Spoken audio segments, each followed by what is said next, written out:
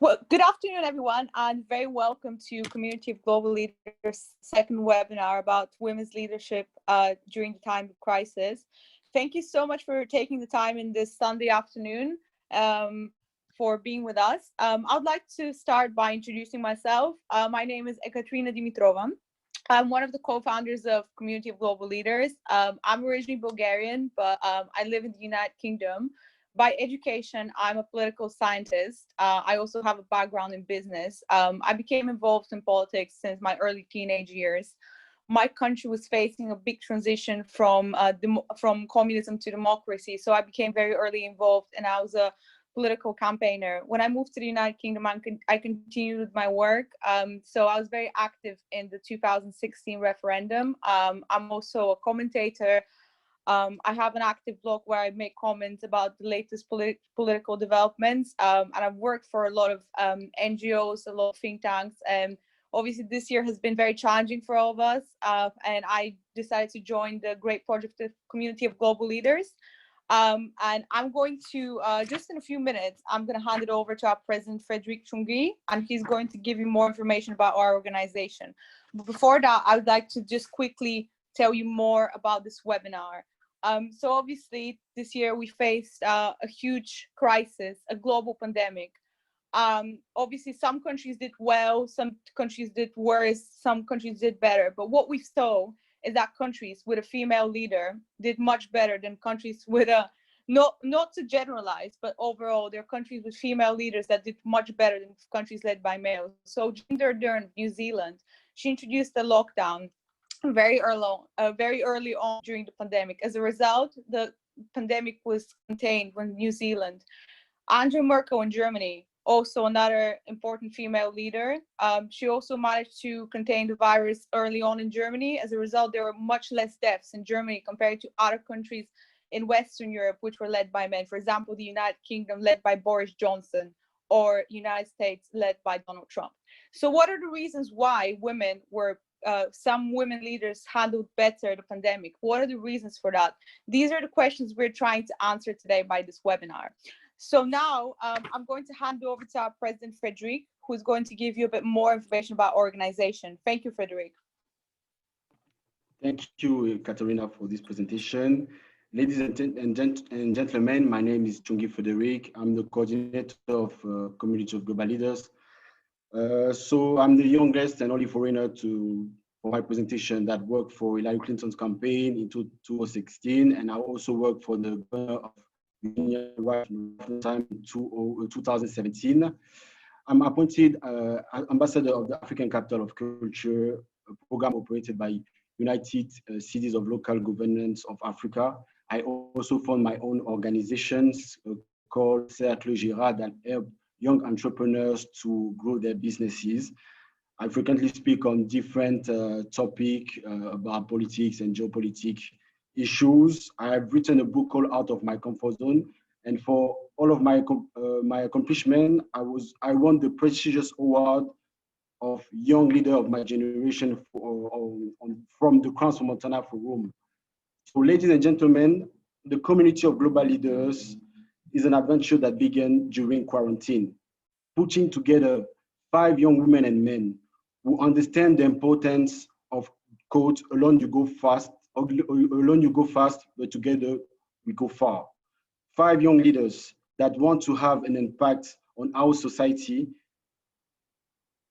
Our story started at the Global Diplomatic Forum in the city of London, where we all met during meetings and forum.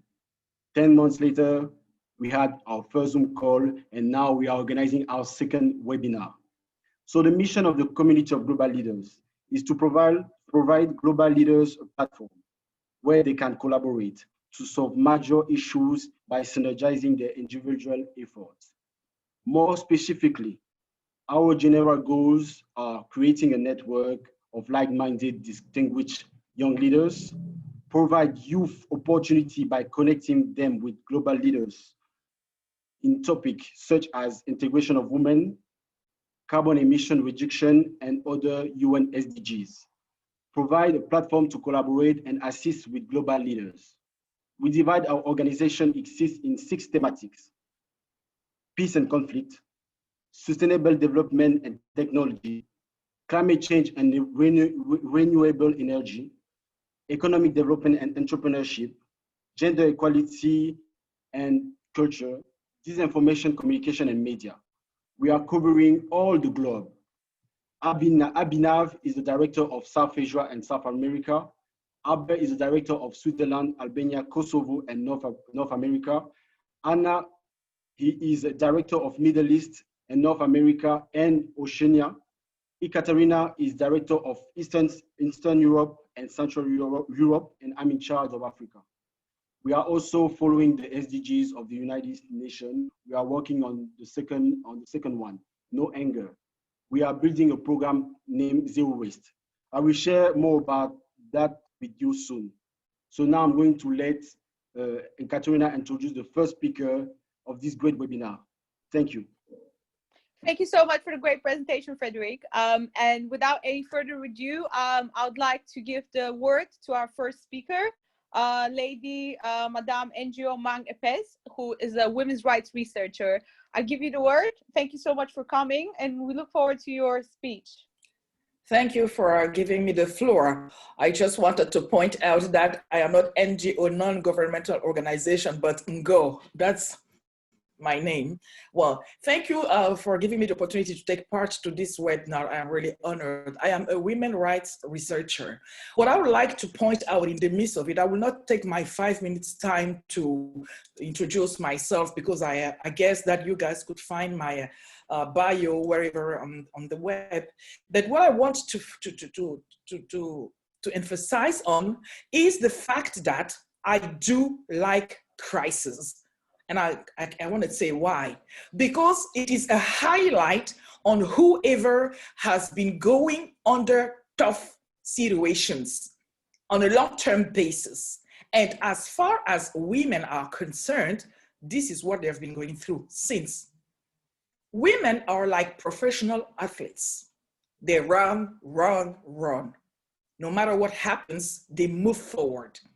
But nobody takes care. Everybody is kind of neglecting, but thanks to crisis, thanks to this crisis, the whole world has got the opportunity to see what is happening.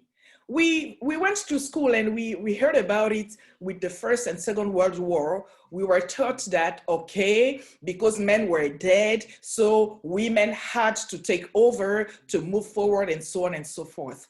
And we kind of thought that, okay, that was, old stories, but we are in the midst of it. And now everybody can see what is going on.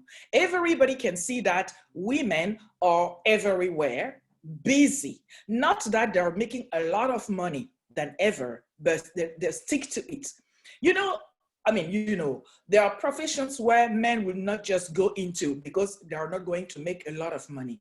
Now the whole world has discovered in the health organizations, in hospitals, that, nurses and whoever is a woman around them, they are there daytime, nighttime, even when this virus in the midst of the danger, they're still there. For those who had the opportunity to get out of their houses because of this international lockdown, they still had to go to shop, and they will be able to come across women in department stores or wherever. For those who were in their houses, they saw women taking over. They were not doing something that they were not doing in the past, because when it was said that, okay, children are no longer going to school, that mothers are going to take care of their, education. And then we discovered that, so they really are Shivas, tons of hands. They're like this, 20 hands. And they did all of it. Are they going to get paid for that? Nobody knows. Well, we know. So what I want to say is that actually this crisis has given the whole world the opportunity to understand what women have been doing, and to now to consider, that's what I really hope, that women are going to be considered like experts. Yeah, because they know how to swim in, those waters. They are experts. It's not about doing one thing. It's not about doing two things. It's much more than that. The other thing I want to point out is that women are definitely not only experts, but somebody has said it to introduce this webinar. You know, when a woman handles something, you know what is going on. And a house is a government, husbands, children, in-laws, and so on and so forth. They are already experts. What I would like to point out though is women themselves should be able to consider that, yes, they are experts, yes, they are skilled, yes, they are able to get into whatever they want to go into. As far as decision-making realms are concerned, well, politics is where things, where decisions are made. I would like to take the opportunity to encourage women to move forward and consider that they have their own, they have the right to be wherever decision makers are sitting. Because women does not belong only to houses or to home. They also belong to, you know, outside their house. They can get into politics, and they should, because we have seen that while all the politicians around the world did not know how to handle this crisis, women were still moving on with their houses. Okay, no more flour in department stores because we have to bake more cakes because everybody is home, but we have to take children, we have to do the homework and everything. Now, other women do not, not all women, of course, are in their houses. Most of them are in companies because they are business women and so on and so forth.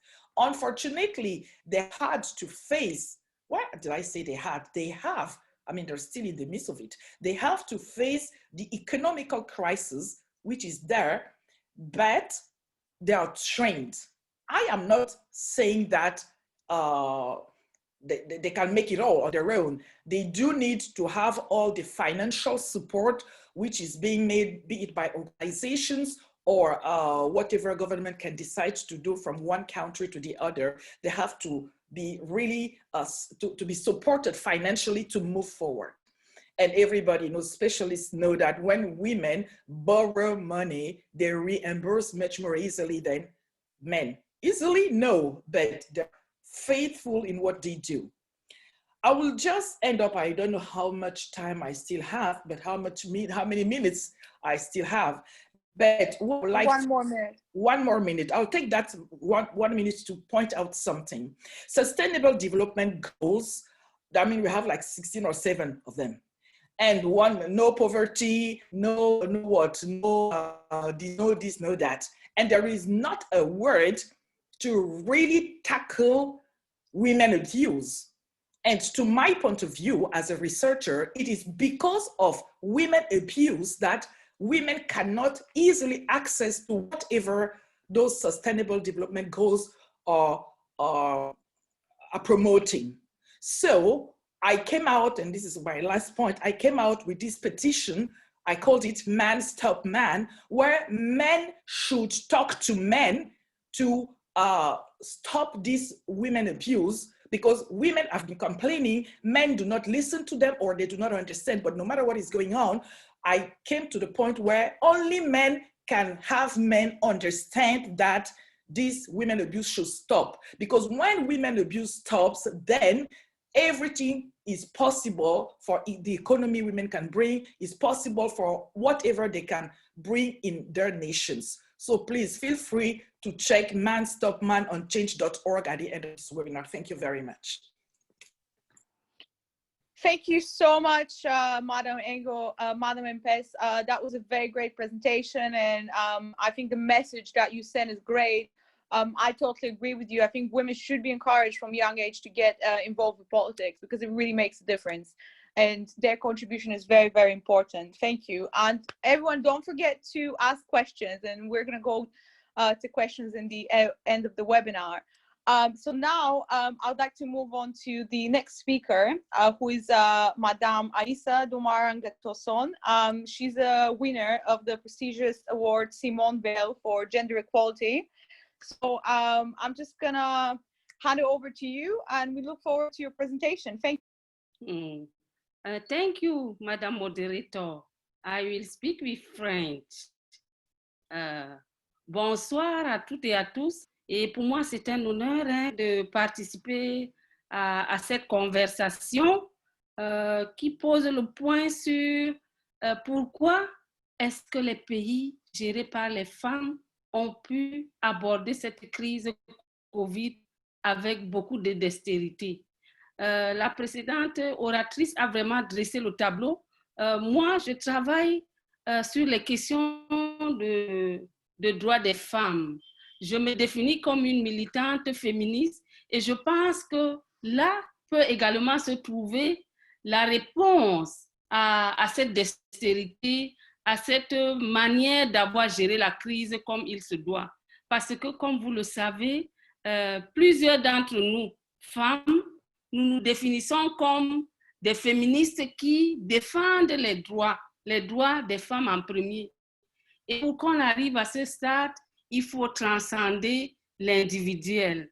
Donc, moi particulièrement, je pense que les femmes ont transcendé cette façon de penser à elles d'abord et elles se sont rendues au niveau collectif.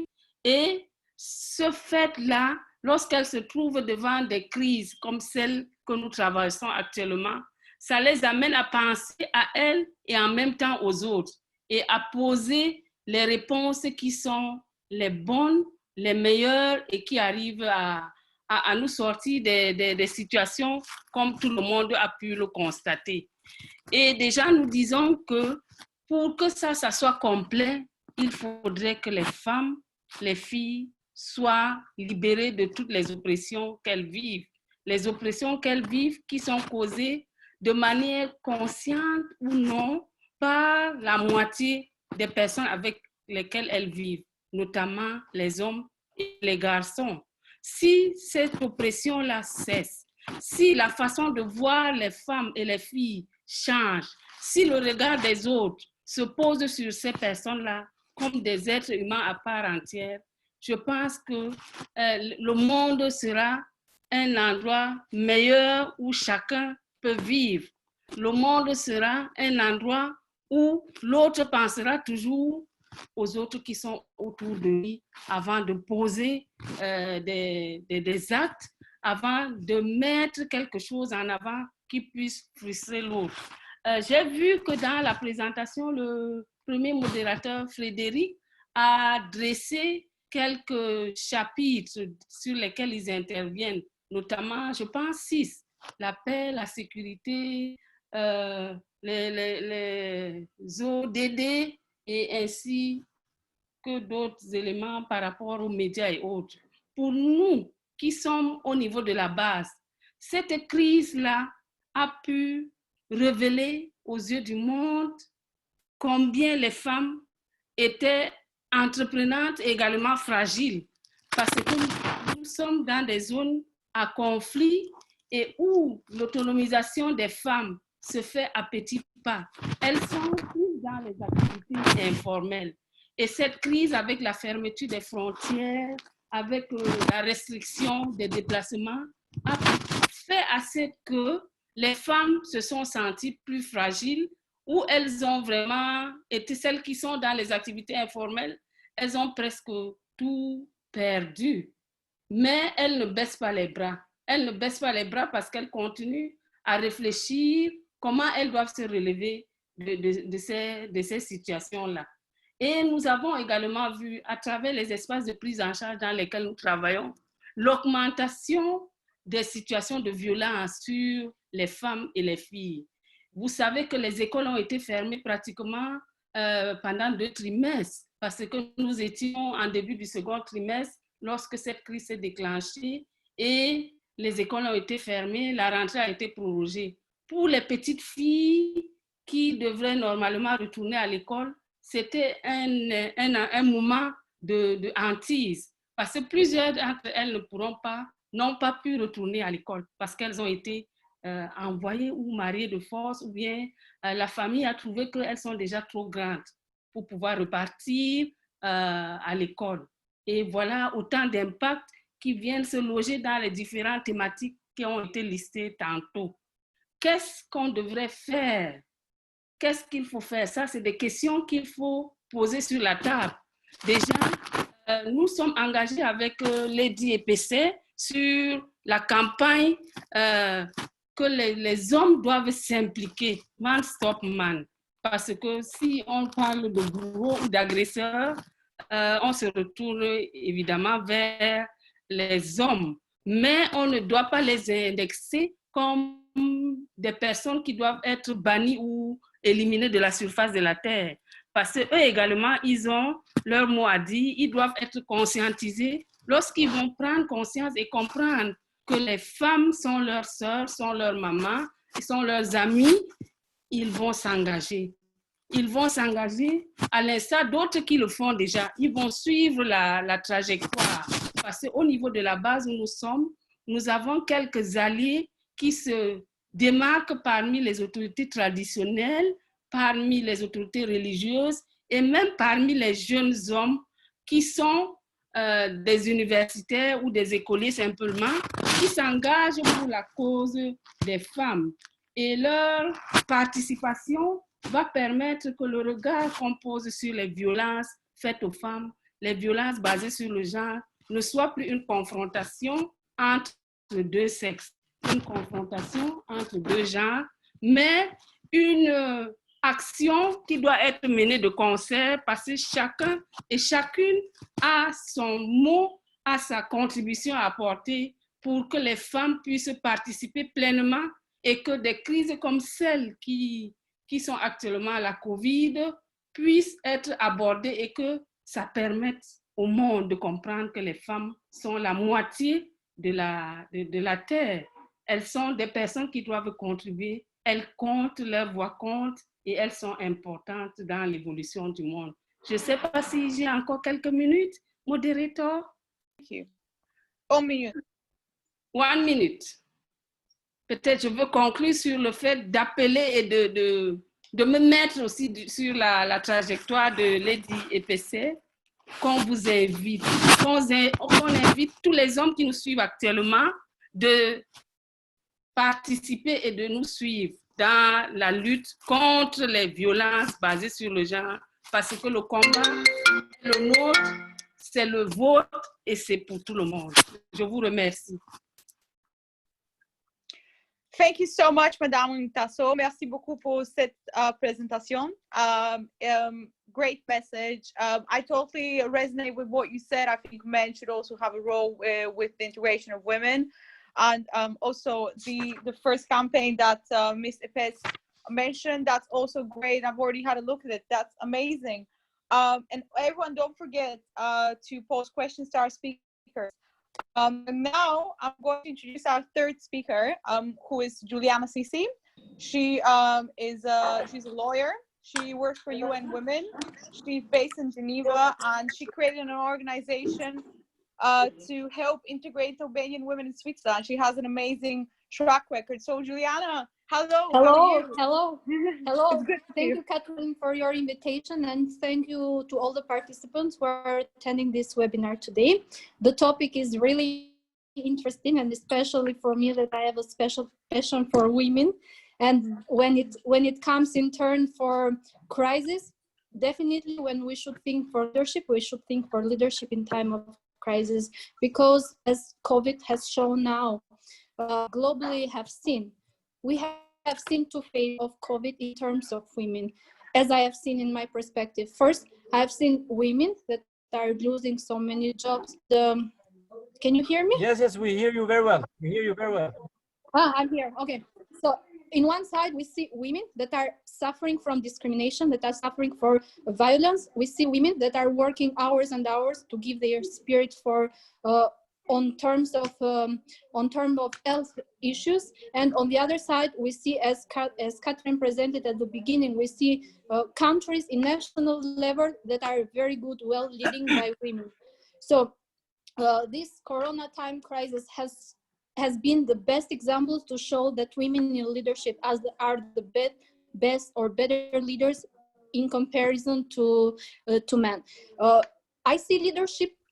When I think about leadership, I always think about woman as a mom, because I think that leadership for sure, it starts from family. So when we start from family, the woman in leadership in family is the best example how to grow up and how to give love in terms of leadership. And then we see that women invest in terms of community, and then we pass to national level when we see women in politics in decision making. But for sure, another example is when we speak for leadership, women in leadership, it's not only that we see leadership as to be translated in terms of politics. Leadership is, as I mentioned before, leadership is starting from family, and leadership, best example to give leadership is when it comes in terms to give love as a mom. So when we think for leadership in terms of women, we need to think for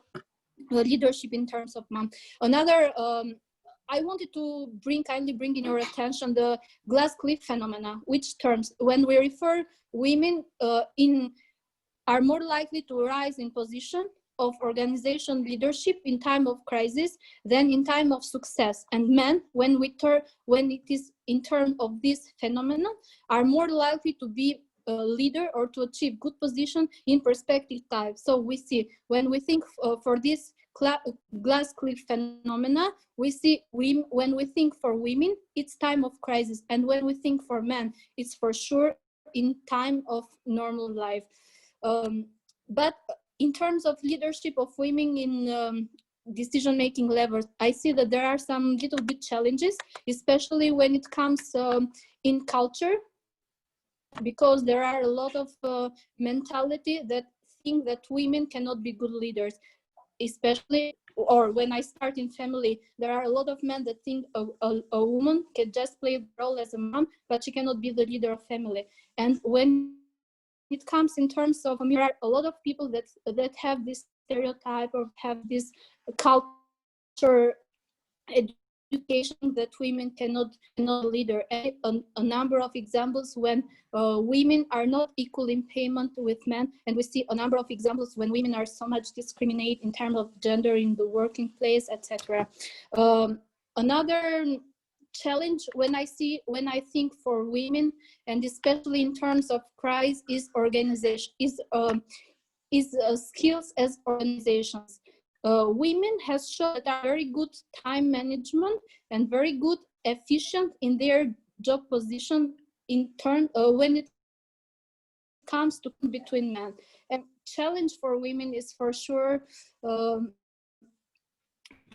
challenge barrier. What does it, when we speak for policy barrier, there are a lot of number of laws, there are a number of policies when it comes in terms of national level that this stereotype or have these policy barriers, for example, in labor code, when women cannot have the same salary with men, or in other, for example, when it comes in terms of maternity leaves, or other good examples that this policy barrier we can see as a challenge for women in leadership.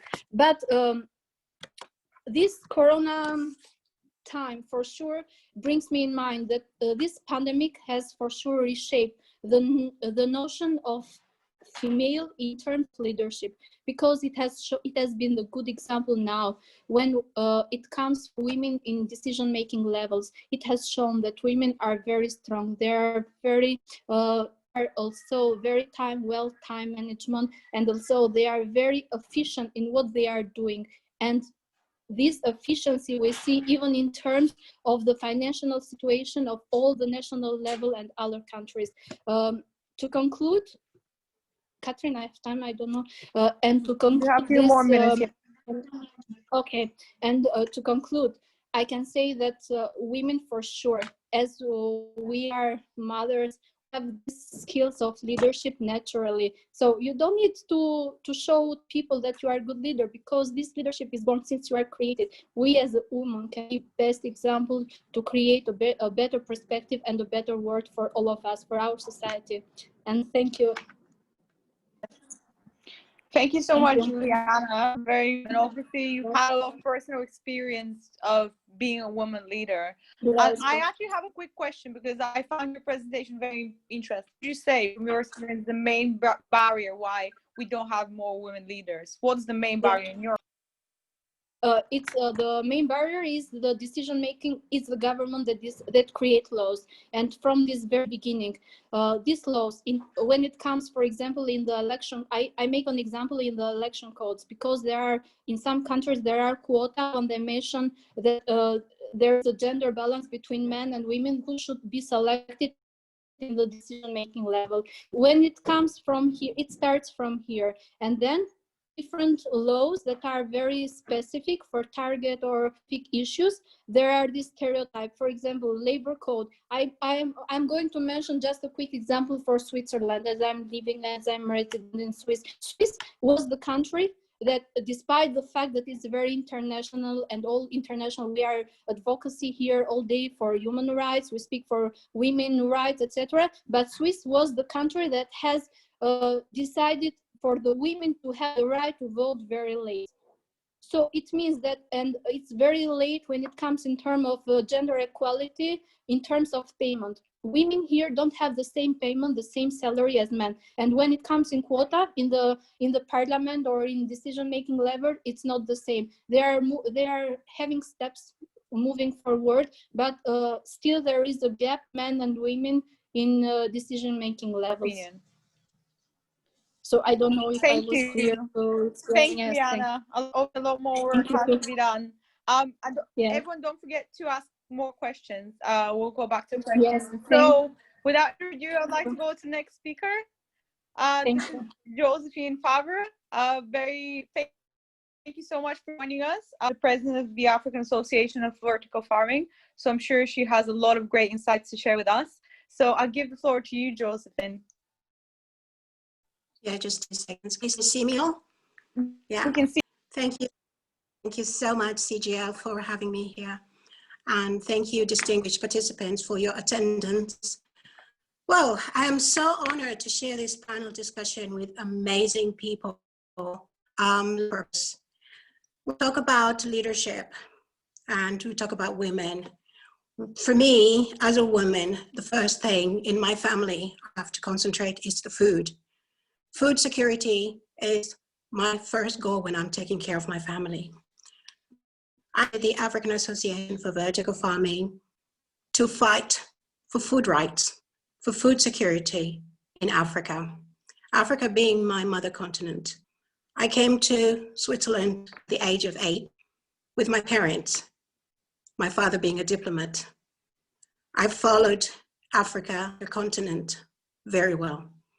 The economy, the finances, and the food issue ever since I was 8 years old. I never really understood how such a beautiful continent can lack food. I made Africa more.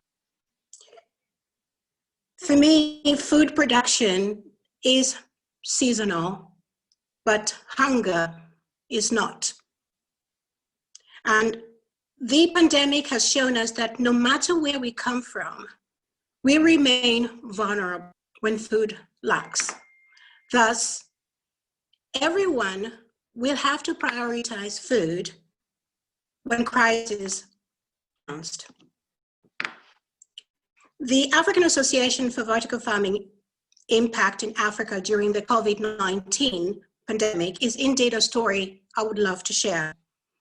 We are spending a lot of our time with vulnerable communities at this moment, making sure that food is put on the table in each family.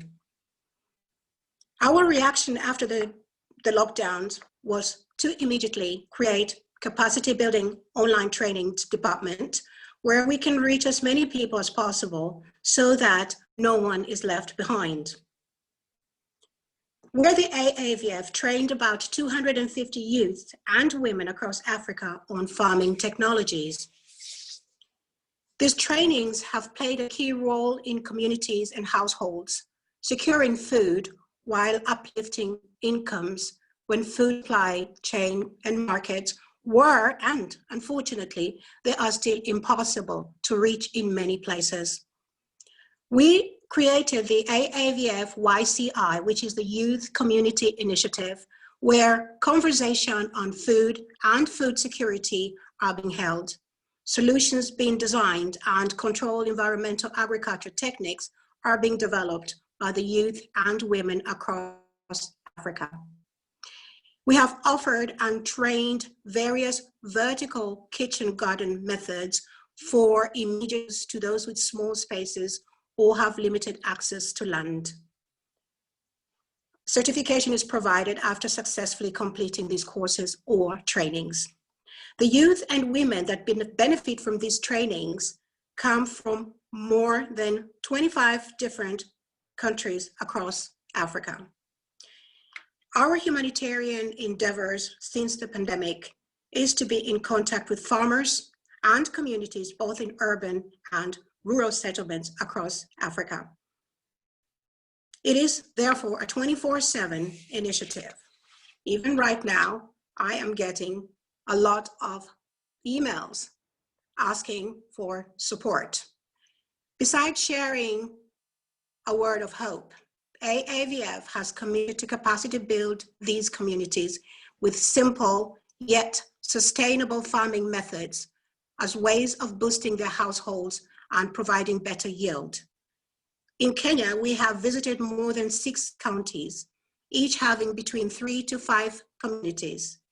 We build vertical farms, train the women on how to tackle and handle the different phases of the value chain, from building the farm, planting, harvesting, managing post-harvest losses, preventing food waste, and addressing climate change challenges within agriculture. And smart farm to fork strategy on how the communities can increase their income in between. We are committed to continue our initiatives during the pandemic, largely on a volunteer basis, because we believe in the proverb, teach me how to fish and I can then eat forever, rather than give me the fish and I will depend on you forever. Therefore, we choose to spread knowledge so that our communities in Africa can be self-sufficient in designing, building, and implementing their own food hubs. We train the youth to see agriculture differently and not a handicap, nor a diminished value. These structured, sustainable methods adapting to agriculture's modern technologies that respect our environment. African communities in rural areas participate in agriculture as means to feed their families. The average age of a farmer being 65 years old. Most farmers are women, producing 80% of the food. Less than 20% of these women own their own land. The remaining 80% have no land of their own. This number itself says a lot. If we do not include the youth of Africa into agriculture now to gradually replace older farmers, it will be difficult in the coming years to provide any realistic data on agriculture in Africa, or even include Africa along discussion on food security. By including the youth of Africa into agriculture, we need to introduce modern technologies using artificial intelligence, drone mechanism, and other agriculture applications. And for that, investments, fundings, trainings, and know-how sharing are needed and must be implemented immediately. The African Association for Vertical Farming engages with the youth across Africa by mentoring and evaluating their skills in agriculture. Since the beginning of the pandemic, we have mentored and evaluated over 500 youth, and the number is still climbing. The African Association for Vertical Farming changes lives by improving community food production using innovative food practices to alleviate Africa's growing population, urbanization, and climate change challenges, providing economic empowerment for the youth and women of Africa. For us, seeing communities in Africa actively adapting to growing food hydroponically since March 2020 makes us very happy. This has taken a new level into Africa's food production. Thus, zero hunger announcing, I hope, very soon. For me, leadership is literally seeing the success and happiness of others through our trainings. The fulfilling thing in our work is when families write to us mentioning that they could eat enough during these difficult times because we give them the knowledge and the tools to become self-sufficient.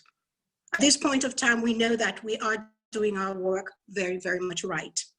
We are at the forefront and contributing in driving food security for vulnerable communities in Africa during COVID-19. The African Association for Vertical Farming has been listed in several agriculture media in Africa as the heroes feeding Africa during COVID-19. We are very grateful for this recognition and, of course, classification. Thank you for listening. Thank you so much for your Excuse me, Katerina. Excuse me. Madame Ngoné, avez-vous mis les sous-titres? Madame Ngoné, avez-vous mis les sous-titres? Je ne vous entends pas. Vous avez coupé votre micro. Oui, je l'ai ouvert maintenant. Okay. J'ai bien vu les okay. sous-titres So et j'ai très bien suivi. Okay, thank you. Katerina, you can go ahead. Don't worry. I just want to know if Madame Ngoné had the subtitles. Yeah, we want to make sure she has the subtitles and she can read. Madame Favre, thank you so much for your presentation. I found it fascinating, and obviously thank you for bringing this important question of food security. It's one of the most important global challenges among the, I would say our climate crisis, the food security is the second biggest global challenge. And thank you so much for bringing it up. And obviously in the context of women's rights, the fact that women's work is often not monetized in terms of farming, in terms of housework in the developing world. So thank you so much for bringing this up. And I actually, because I really enjoyed this this presentation, can I ask you a very quick question? In your opinion, what would you say is the biggest risk to food security in Africa? Well, excuse me, the biggest risk for me, as somebody who has been following the food security issue since the age of 8, is the giving the fish. We need to teach how to fish. The more you teach how to fish, the people will then depend on themselves. If we continue pushing bags of food in people's heads and people's faces, they are not going to learn how to depend on themselves. Right. So what you're saying is that they need to be independent and self-reliant. Independent, for me, is the key to security. Depending on anyone or anything is not a solution. Amazing. Thank you so much for your time. And now I'm going to actually move on and give the floor to my colleague, Abra, who's going to continue now. Hello. Thank you very much for all the presentations till now. They were all really nice. Abra, you Mrs. Ndoye. Sorry? Mrs. Ndoye. Sorry. Pardon, excusez-moi. Yeah. So now, Mrs. Ndoye, you can go ahead and you have, Madame Ndoye, vous pouvez y aller, c'est à vous de faire votre présentation. Je vous remercie. Merci beaucoup. Je vais commencer par saluer tous et toutes et féliciter cette rencontre que je trouve très opportune. Après toutes ces crises que nous avons traversées, et la dernière en date, c'est celle de la COVID-19. Je pense qu'il était important qu'au niveau mondial, des femmes puissent se retrouver, évaluer ce qu'elles ont traversé partant de leur expérience. Déjà que vous-même l'avez dit, beaucoup de femmes, beaucoup de pays ou des organisations conduites par des femmes se sont relevées beaucoup plus vite et ont pu s'adapter à la situation. Je suis Madame Ndoye et je suis présidente fondatrice d'une ONG, Femmes, Enfants, Migration et Développement communautaire. Donc, je travaille dans la migration depuis à peu près une quinzaine d'années. Cette année a été très, très difficile pour nous, surtout à cause de la COVID-19. Mais je vais dire mon expérience personnelle sur l'arrivée de cette maladie dans le monde. Lorsque j'ai appris qu'en Chine, particulièrement à Wuhan, il y avait donc ce virus que l'on ne connaissait pas, nous avons très tôt au Sénégal été alertés parce qu'on avait des étudiants sénégalais qui étaient à Wuhan, justement. Et donc, leader que je suis, présidente d'association, de groupement, leader politique, parce que j'ai été quand même élue locale à la base maire, j'ai été parlementaire et ministre, donc beaucoup de personnes, j'ai un peu d'influence, ou en tout cas, on m'écoute un tout petit peu dans mon coin. Donc, j'ai ouvert toutes mes oreilles et toute mon intelligence, je l'ai rivée vers Wuhan. C'est quoi ce qui est arrivé au monde? Qu'est-ce que ce virus qui se propageait très vite, mais qui pourtant ne se déplaçait que par les êtres humains, donc qui était transporté? C'est quoi ce virus qui contaminait rapidement les gens et qui tuait beaucoup plus rapidement encore, mais avec beaucoup de douleur? Je me suis dit, si ça arrive au Sénégal, nous aurons beaucoup de problèmes. Au Sénégal, en Afrique. Parce que j'ai vu la Chine qui nettoyait fortement ses rues tous les soirs. Des rues qui étaient bétonnées, alors que chez moi, c'est du sable. J'ai vu la Chine désinfecter, désinsectiser, alors que chez moi, je n'ai pas ces voitures, je n'ai pas ces avions qui doivent désinsectiser. J'ai vu les Chinois habillés de sorte que eux-mêmes soient, je ne dis pas immunisés, mais en tout cas protégés. Et je sais que dans mes hôpitaux, je n'ai pas cela. J'ai vu des plateaux techniques très relevés. J'ai vu une Chine bâtir en quelques jours un hôpital. Alors je me suis dit, il faut réagir. D'abord, la maladie, même pas encore en Occident, a fortiori. Et j'ai commencé à parler à mes femmes. J'ai commencé à leur dire que ce virus, on dit qu'il est par terre. On le ramasse par terre. On marche dessus. Donc, commencez par enlever toutes vos moquettes. Et la télé, beaucoup de télévisions, et je félicite les médias, beaucoup de médias ont repris cela au Sénégal. Je demandé aux femmes d'enlever leurs moquettes, tout le moquettage des sols. Je demandé aux femmes de mettre devant leur maison des serpillères imprégnées de javel. Beaucoup de javel. Demander aux femmes de faire, non seulement d'enlever les habits des enfants lorsqu'ils arrivent à la maison, de bien les laver, mais aussi d'exiger aux enfants de laisser les chaussures à la porte et de se nettoyer les pieds au javel, de désinsectiser les manches et les poignets. J'en parle parce que je prévoyais le fait que l'Afrique ne puisse pas, de la manière dont on s'occupait de cette maladie ailleurs, que l'Afrique ne puisse pas être à la hauteur par rapport à son vécu, par rapport à son quotidien.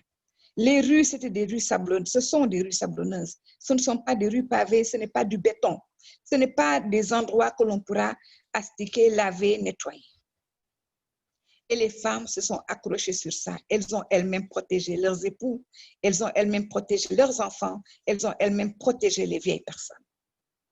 On dit que l'Afrique a supporté cette pandémie, que l'Afrique n'a pas beaucoup souffert de la pandémie, mais je crois qu'on doit donner une palme importante à la femme africaine qui a su garder son foyer, son homme, ses enfants, les adultes, avec beaucoup de dextérité, beaucoup de courage, avec très peu de moyens. La deuxième chose qui nous est arrivée lorsque la pandémie quand même a forcé les barrières, a forcé donc nos frontières et s'est installée chez nous, en tout cas a commencé à faire des dégâts, nous avons eu deux préoccupations en tant qu'organisation donc de migrants. La première préoccupation, c'est que tous les migrants sénégalais ont voulu rentrer au bercail parce que pensant qu'ils pourraient trouver la solution à leurs problèmes. Le président de la République a décrété un couvre-feu et a fermé les frontières. Nous avons eu donc ce problème de contrôle de nos frontières et aussi les femmes complices avec leurs hommes ont voulu les accueillir que vaillent les garder à la maison. Ces femmes-là qui vont au marché vendre quelque chose pour venir donner à manger et tous les jours à leur famille. Comment est-ce qu'elles pourront, avec ce couvre-feu, avec cette fermeture de marché, comment est-ce qu'elles pourront économiquement, financièrement, mais humainement donner à manger à leurs enfants, à leur famille? Donc, on a été confronté à un problème réel de difficulté. L'État a pris sur lui de vouloir distribuer de la nourriture. Ce n'était pas facile, ce n'était pas évident. Et les épouses d'émigrés ont eu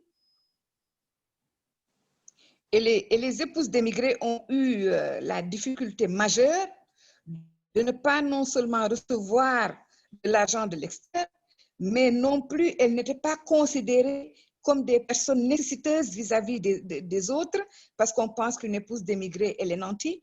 Donc, aucune aide, aucun soutien ne leur a été donné.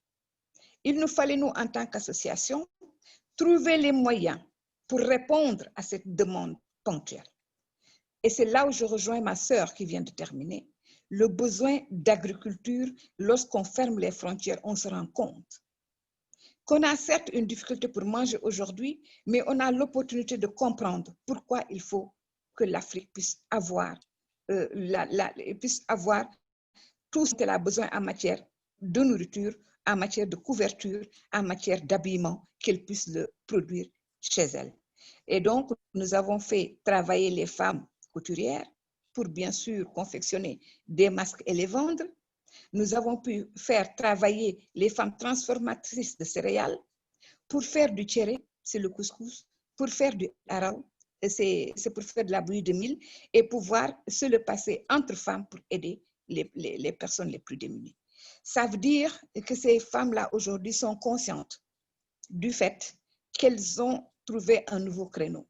Ce nouveau créneau, c'est transformer les céréales locales, mais aussi les consommer pour avoir un corridor économique en Afrique. Et je réitère la main tendue des femmes sénégalaises aux autres femmes africaines pour que nous puissions consommer ce que nous produisons. Parce que nous mangeons presque les mêmes produits, nous utilisons presque les mêmes produits, mais nous avons tendance à ne pas les vendre entre nous en Afrique. Nous faisons de magnifiques robes au Sénégal, comme les Camerounais font de magnifiques robes au Cameroun.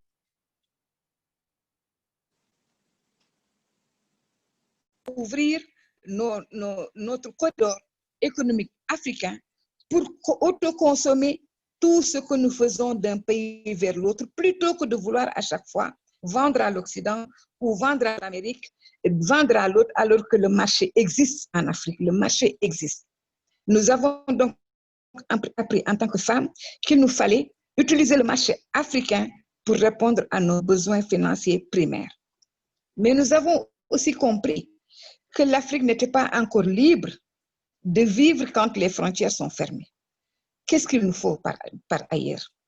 Ce qu'il nous faut par ailleurs, il est vrai, hein, il y a des questions politiques, de ressources financières, de ressources minières, de ressources de sous-sol, de pétrole, de gaz, oui. Mais la plus grande ressource, c'est la ressource humaine. Et la femme africaine est le nerf de la guerre économique et financière en Afrique. Le développement de l'Afrique se fera avec les femmes ou ne se fera pas. Et pour cela, il nous faut être solidaires. Il nous faut nous accompagner les unes les autres. Il nous faut compléter les autres. Je félicite ce webinaire qui nous permet, au moins dans ce groupe de femmes qui aujourd'hui a fait des présentations, de mieux nous connaître et de commencer à nous compléter les unes les autres, mais de présenter les produits des uns et des autres. Parce qu'il ne sert absolument à rien. Si nous sommes des femmes qui nous disons leaders, qui sommes suivies par nos sœurs, qui sommes écoutées par les États, si nous ne pouvons pas apporter le développement économique et briser les chaînes de la dépendance journalière, la dépendance sur nos tables à manger, la dépendance dans nos armoires à vêtements, la dépendance dans nos caisses à souliers, la dépendance même dans le cartable de nos enfants, je pense que si nous n'arrivons pas à briser ces chaînes-là, le développement de l'Afrique sera toujours un rêve. Et donc, c'est partant de ce postulat de vouloir vivre librement et dignement, que j'invite toutes mes sœurs à continuer tel que FEMIDEC le fait, à non seulement accompagner la migration forcément, mais à inciter au retour et inciter au développement et à la duplication des technologies que nous glanons partout dans le monde. Ces technologies-là seront capitales pour nos États, ces technologies-là seront innovantes et le potentiel africain, avec un âge médian de 19,4, arrive à point nommé pour répondre à ces questions. Nous avons le potentiel nous avons la volonté, nous avons la population, la démographie. Il nous faut juste un engagement soutenu, mais personne ne se développera seul. Il faut bien que les pays de l'Afrique de l'Ouest, par exemple, puissent se mettre ensemble pour répondre à l'Union européenne sur les questions qui concernent la migration. La migration aujourd'hui a freiné le développement de l'Afrique, surtout la migration irrégulière, parce que cette crise qui fait que nous perdons, en tout cas le Sénégal vient de perdre presque 480 sûrs, mais presque 700 de ses fils en une semaine dans la mer Méditerranée, interpelle toutes les mamans du monde et nous amène à vouloir être ensemble pour demander à l'Union européenne de régulariser la migration. C'est un droit humain que ceux qui veulent partir partent librement et qu'on puisse, même s'il le faut, mettre des règles, des droits, en tout cas s'organiser afin que nos jeunes ne périssent pas tout le temps. Et ce sont ces deux crises-là qui nous assaillent. La vie n'est pas encore finie, que nos enfants meurent dans les mers de la Méditerranée. Cela veut dire que quelque part, la maman que je suis aujourd'hui, son cœur saigne, pour reprendre Madame Mimi Touré. Aujourd'hui, je pleure mes enfants et mon leadership est presque nul devant ça. Parce que j'ai beau leur dire de rester construire leur pays, je ne peux pas aussi leur dire et les laisser mourir de faim. Il nous faut aussi trouver des solutions rapides. Ces solutions rapides sont dans l'agriculture, ces solutions sont dans la pêche. Parce que d'aucuns disent que l'Union européenne a acheté toute notre production halieutique. Vrai ou faux, il faut qu'on se penche sur cette question. Et moi, j'ai besoin de toutes mes sœurs africaines, et les hommes aussi qui nous aident et nous soutiennent, parce que ce sont des hommes qui nous donnent la parole aujourd'hui, afin que nous puissions avoir des réponses idoines et conduire les politiques qu'il faut pour répondre à ces questions précises. Et je me suis beaucoup aussi capacitée. Je me suis beaucoup capacitée durant ces deux crises parce que j'ai compris qu'on ne peut pas, un proverbe wolof d'ailleurs le dit, on ne peut bien se gratter qu'avec son propre doigt. On ne peut bien se gratter là où ça craint qu'avec son propre doigt. Mais si c'est avec quelqu'un d'autre, vous allez lui dire monte un peu, descends un peu, passe par ici. Et c'est pourquoi je pense qu'il est grand temps que les femmes puissent avoir accès aux instances de prise de décision. Pas seulement parce que nous avons 50% au Sénégal, mais parce qu'il y a des instances de prise de décision importantes. Je refuse d'être juste ministre de la femme, je refuse d'être juste ministre en charge de la propagande. Je souhaiterais être ministre qui décide de ce qui se fait dans mon pays et je voudrais être aussi ministre qui décide d'être en face des autres pour négocier directement pour mon pays.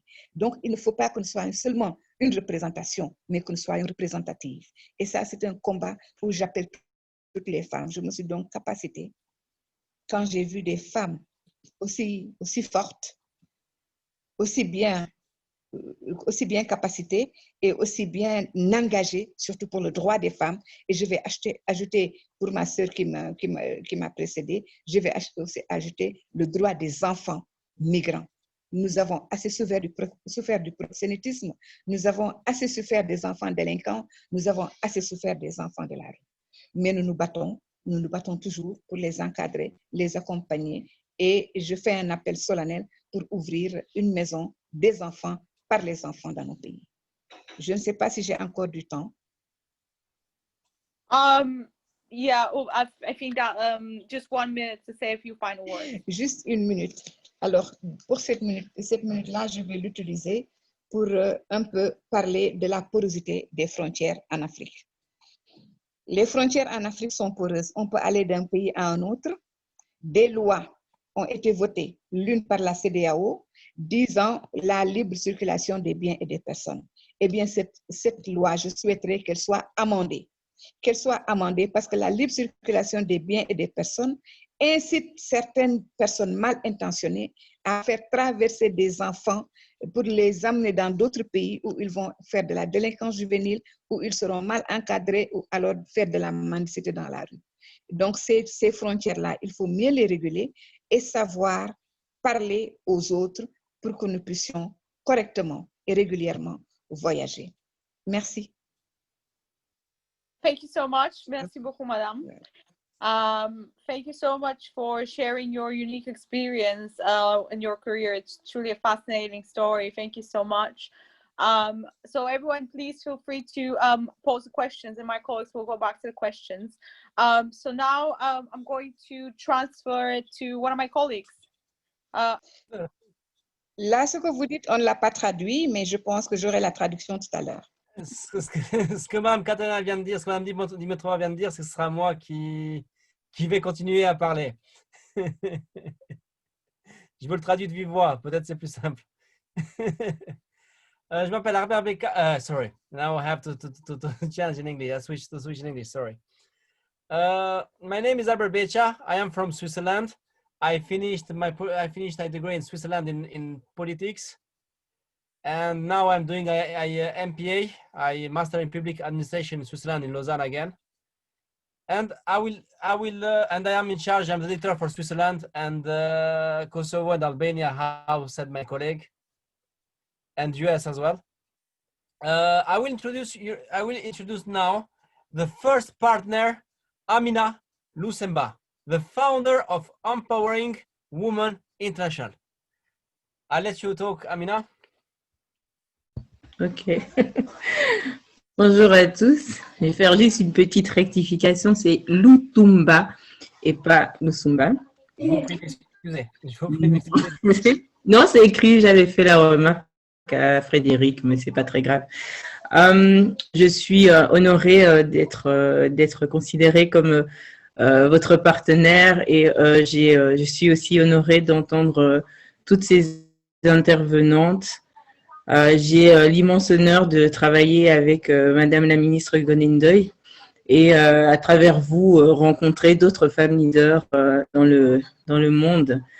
Ma démarche personnelle, comme je vous l'avais écrit, je vous l'avais expliqué, lors de notre première rencontre, a été de me baser sur ma propre vie pour commencer à monter mes structures, en faire des départements, des services au profit de la femme. Et il était obligatoire de passer évidemment par le leadership. Parce que comme je pense, si je l'ai bien compris tout à l'heure, Madame Josephine Favre l'a dit, si je ne me trompe pas, et si ce n'est pas elle, je m'en excuse, que le leadership aussi passe par celui de sa propre vie, le leadership de la maman. Et étant maman de 4 enfants, qui les fait grandir seule, je pense que j'ai eu à voir beaucoup de choses, que ce soit positif, que ce soit négatif, et j'ai pu analyser la difficulté de toutes ces choses. Alors pour en revenir à la crise, on a travaillé, j'ai travaillé pendant cette crise Covid, j'ai ouvert mes yeux, je me suis dit mais qu'est-ce que je dois faire, qu'est-ce qu'on peut faire? Et ma force à moi, là où je peux dire où est ma force, c'est de fédérer les femmes entre elles. Et je me suis attelée à mettre ensemble les femmes du continent africain, sans distinction de côté quel qu'il soit, les femmes en Europe également, de façon à ce qu'on puisse travailler en intelligence collective, en créant des synergies, avec un concept qui se base sur un comité de parrainage dont Madame Ndoye fait partie. Donc, ils sont 4 avec un comité de membres d'honneur et puis les autres suivent. Frédéric fait aussi partie des parrains de ce réseau. À partir de ce réseau, on crée des synergies, des groupes de travail. On a commencé un groupe de travail sur les violences faites aux femmes en Afrique. Et le but est de travailler ensemble parce que pour moi, il faut s'inspirer des autres. Il faut s'inspirer du savoir-faire de l'Afrique centrale, de l'Afrique de l'Ouest, de l'Afrique de l'Est pour pouvoir avancer, pour avoir une vision, une lecture plus simple des choses. Parce que je travaille par le renforcement des capacités. J'ai compris très jeune et très vite qu'on ne pouvait pas avancer seul, qu'il fallait regarder ailleurs. Je suis autodidacte, j'ai eu mes diplômes bien tard. J'ai eu mon bac il y a 11 ans avec 4 enfants. Je suis secrétaire médicale de formation et donc ça m'a fait comprendre qu'on ne devait pas être diplômé d'Harvard pour avancer, mais que déjà la volonté du cœur, la volonté d'avancer et de bâtir des choses et d'arranger, de trouver des solutions problématiques était tout simple. Après, il suffit de se mettre avec des personnes qui sont plus hautes que vous, qui vont vous tirer et continuer à donner la main aux autres pour qu'elles puissent avancer. Ne laissez personne au bord du chemin parce que chaque personne est née sur cette terre pour contribuer à quelque chose. Chaque personne est importante dans ce qu'elle fait. Chaque personne a quelque chose à transmettre à l'autre.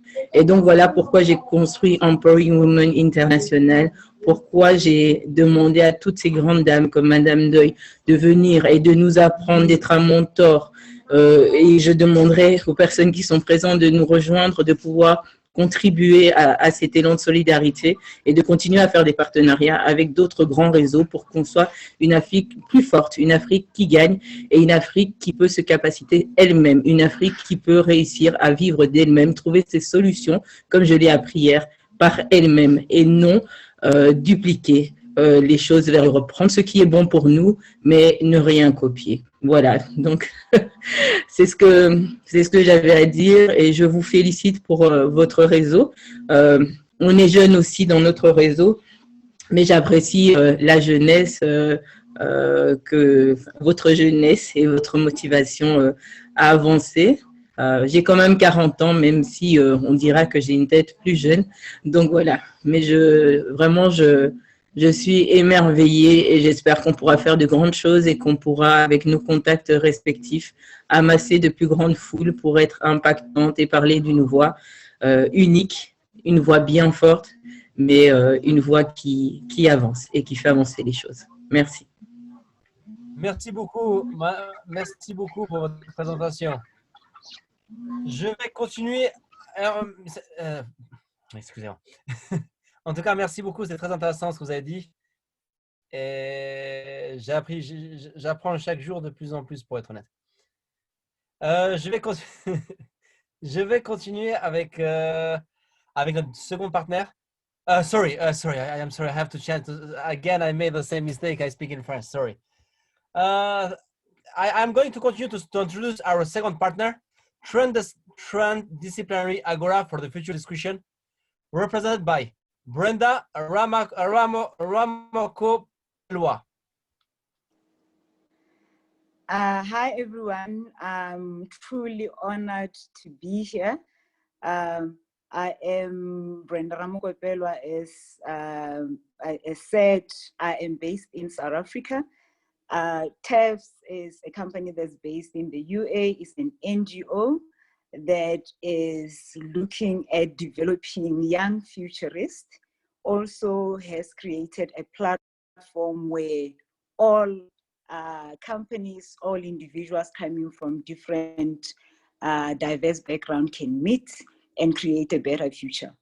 And I find that this topic, talking about women in crisis, it's a very important topic to be had at this point in time.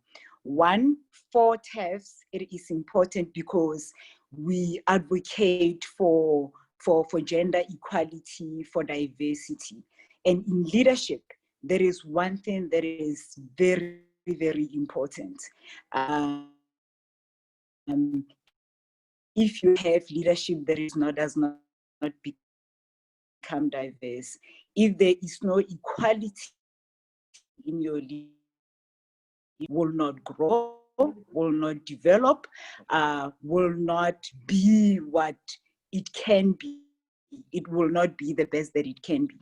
And needless to say, we have seen over ages, there is nobody that can tell me today that they have not seen the power that comes with leadership from women. We are all a product, or we are all birthed by women that raised us up, that nurtured us to be the people that we are today. So in other words, the origin of leadership comes from women. They have raised families. The leaders that we have in boardrooms today, the leaders that we have in governments today, the leaders that are leading these humanity courses, those were women that raised those kids, and they continue to do that going forward. So if there is still doubt that women are the best leader out there in terms of transformation, in terms of acting responsibly, in terms of connecting with other humans, in terms of nurturing, then I don't know what people are looking for. So I think we need to just put that question to bed and address the issues that we are facing. As much as we are all sad and, you know, we're touched by the pandemic, I think this is the one thing that happened across the globe that shone a light on the plight of women. We, for the first time, at the same time, saw exactly what women went through. But we also saw two things about women. One of them was that really women are marginalized. So if people were hiding behind, you know, you guys say a lot of things that's not happening, we saw it for ourselves. We saw women that had to leave their jobs because there were lockdowns in place. Therefore, if the kids don't go to school, it means there should be somebody at home that cooks for those kids. If they had to do online schooling, women had to be there and help them with online school, over and above the fact that they still need to show up online at work. Okay, so if you happen to be an essential worker who had to go to work as a woman, you didn't know where to leave your kids. You were losing your job because you couldn't leave your kids by themselves at home. If you happen to have an abusive partner at home, you had to suffer at home because, you know, your only place that you could run to was the workplace. So women, we have seen the suffering of women, the GBV cases or gender-based violence cases going up during the COVID crisis. And this is not the first, it was just that here, because all of us were going through the crisis, we could see it for ourselves. We could experience it. We really saw that what they've been crying about is real. But then we also saw another side of the coin. So I am a risk manager by profession. So I always say to people, in risk management, there is a threat, and when you turn that page around, there's also the opportunity that comes with it. So in this case, it was two sides of the coin for women as well. We saw women who really suffered, but we also saw how women can excel in times of crisis, in terms of leadership.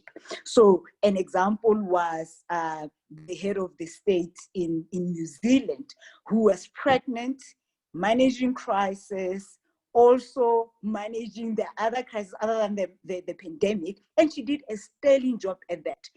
The president of Taiwan, she's a woman. She made sure that, you know, lockdown came fast. She made sure that while they were locked down, you know, there was enough sustenance for her people on the ground. She made sure there was protection. And I'm just mentioning those two because they're head of state. There's highlights about it. There's a lot of those women in our communities. There's a lot of those women in countries that we live in that have shown that really, if you put women in positions of power and you give them the mandate that allows them to be exceptional as they are, you will get a transformed organization, you will get development, you will get improvement.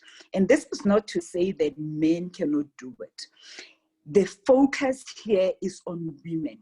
And the reason why we're really advocating for women is because they have not had the opportunity for such a long time. And even where they have an opportunity, they are not fully empowered.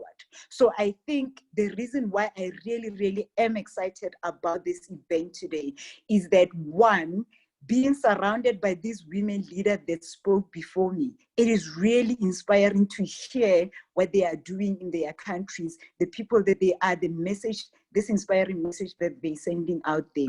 The second thing is that we as women, we need to recognize that we have the power. We can step up and do more for ourselves and do more for the young generation that is coming after us. We can ensure that we raise men that will respect women, men that know what equity is and understand that they need to hold us as much as we're holding them so that we all go forward. And then the second thing is that we also need to ensure that we don't pull each other down. We support each other going forward. What is needed, though, is the empowerment of those women, the recognition that the power or that platform for us, it's only coming now.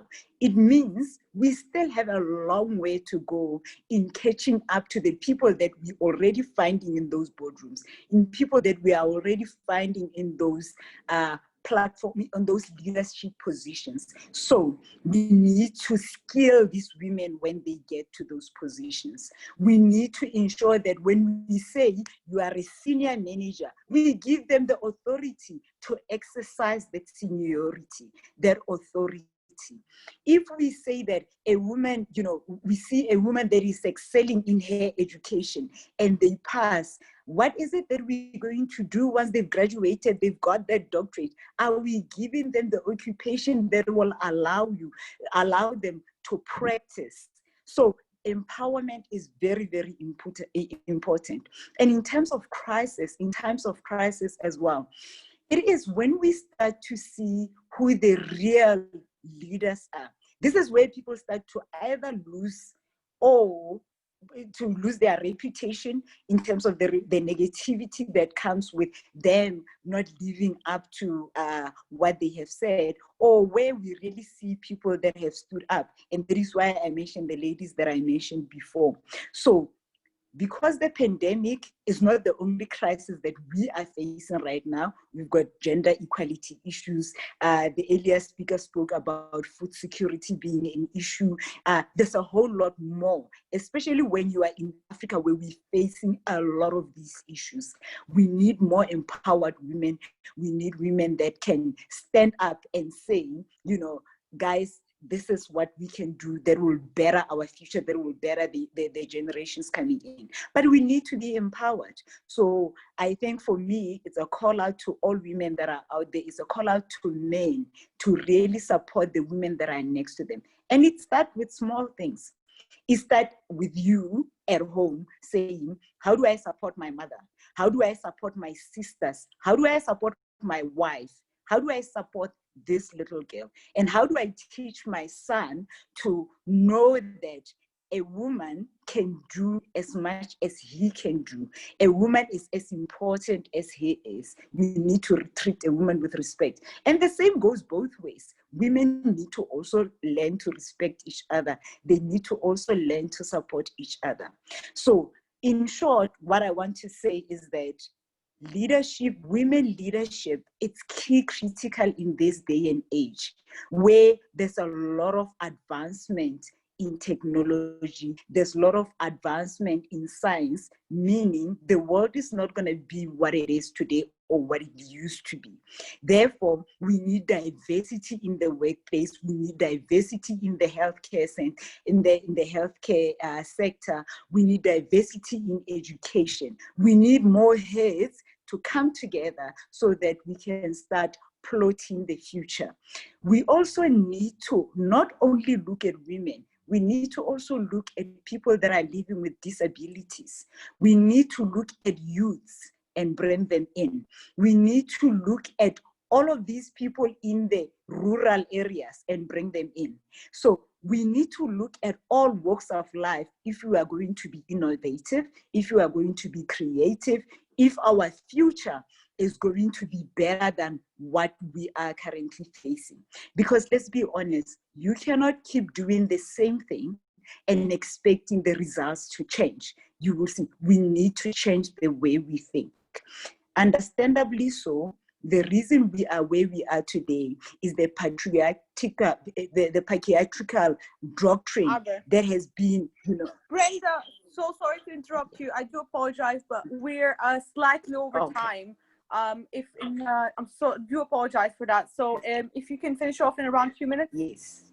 So I think, as I was saying, the doctrine has got us to where we at. We need to just change our psyche and change the way we think for us to be, to create a better future for all of us. Thank you so much.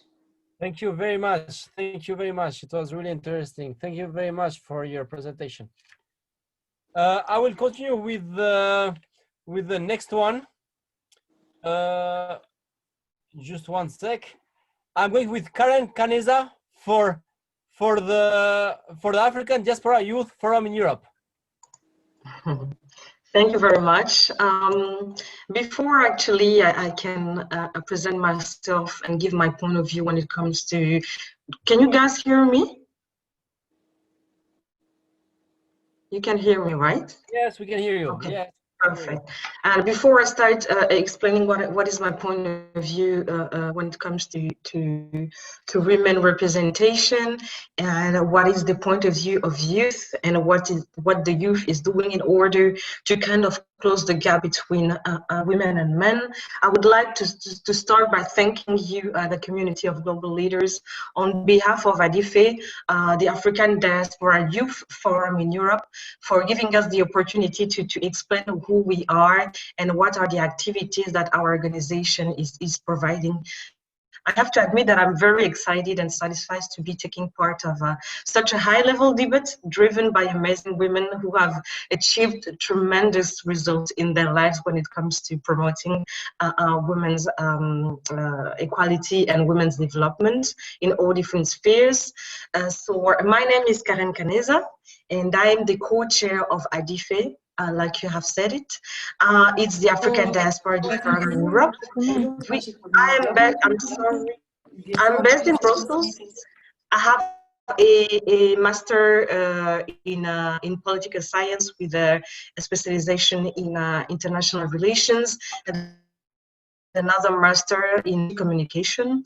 I am actually working as a chief of staff in Brussels for a politician, and previously I was working as a political advisor for a member of the Brussels Parliament, and she was an amazing woman actually, and I will talk about her actually when we talk about representation in politics.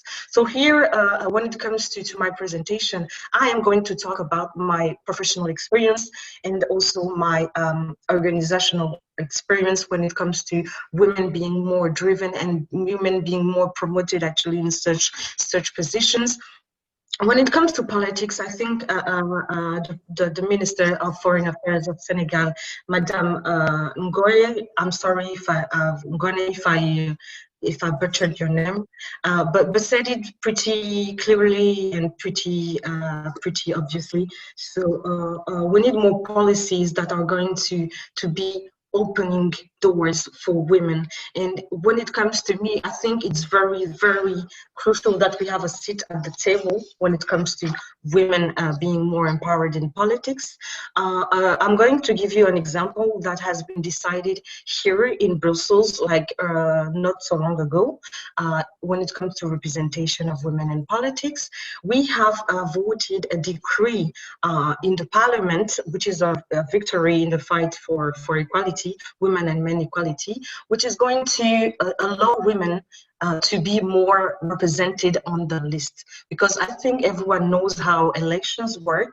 You have a list of candidates, and whether you are on top or at the below in the list, you have more chance to maybe be elected, or you have more chance to be visible. So what we have done now, it's very much to put one man, one woman, one man, one woman, without any differentiation whatsoever.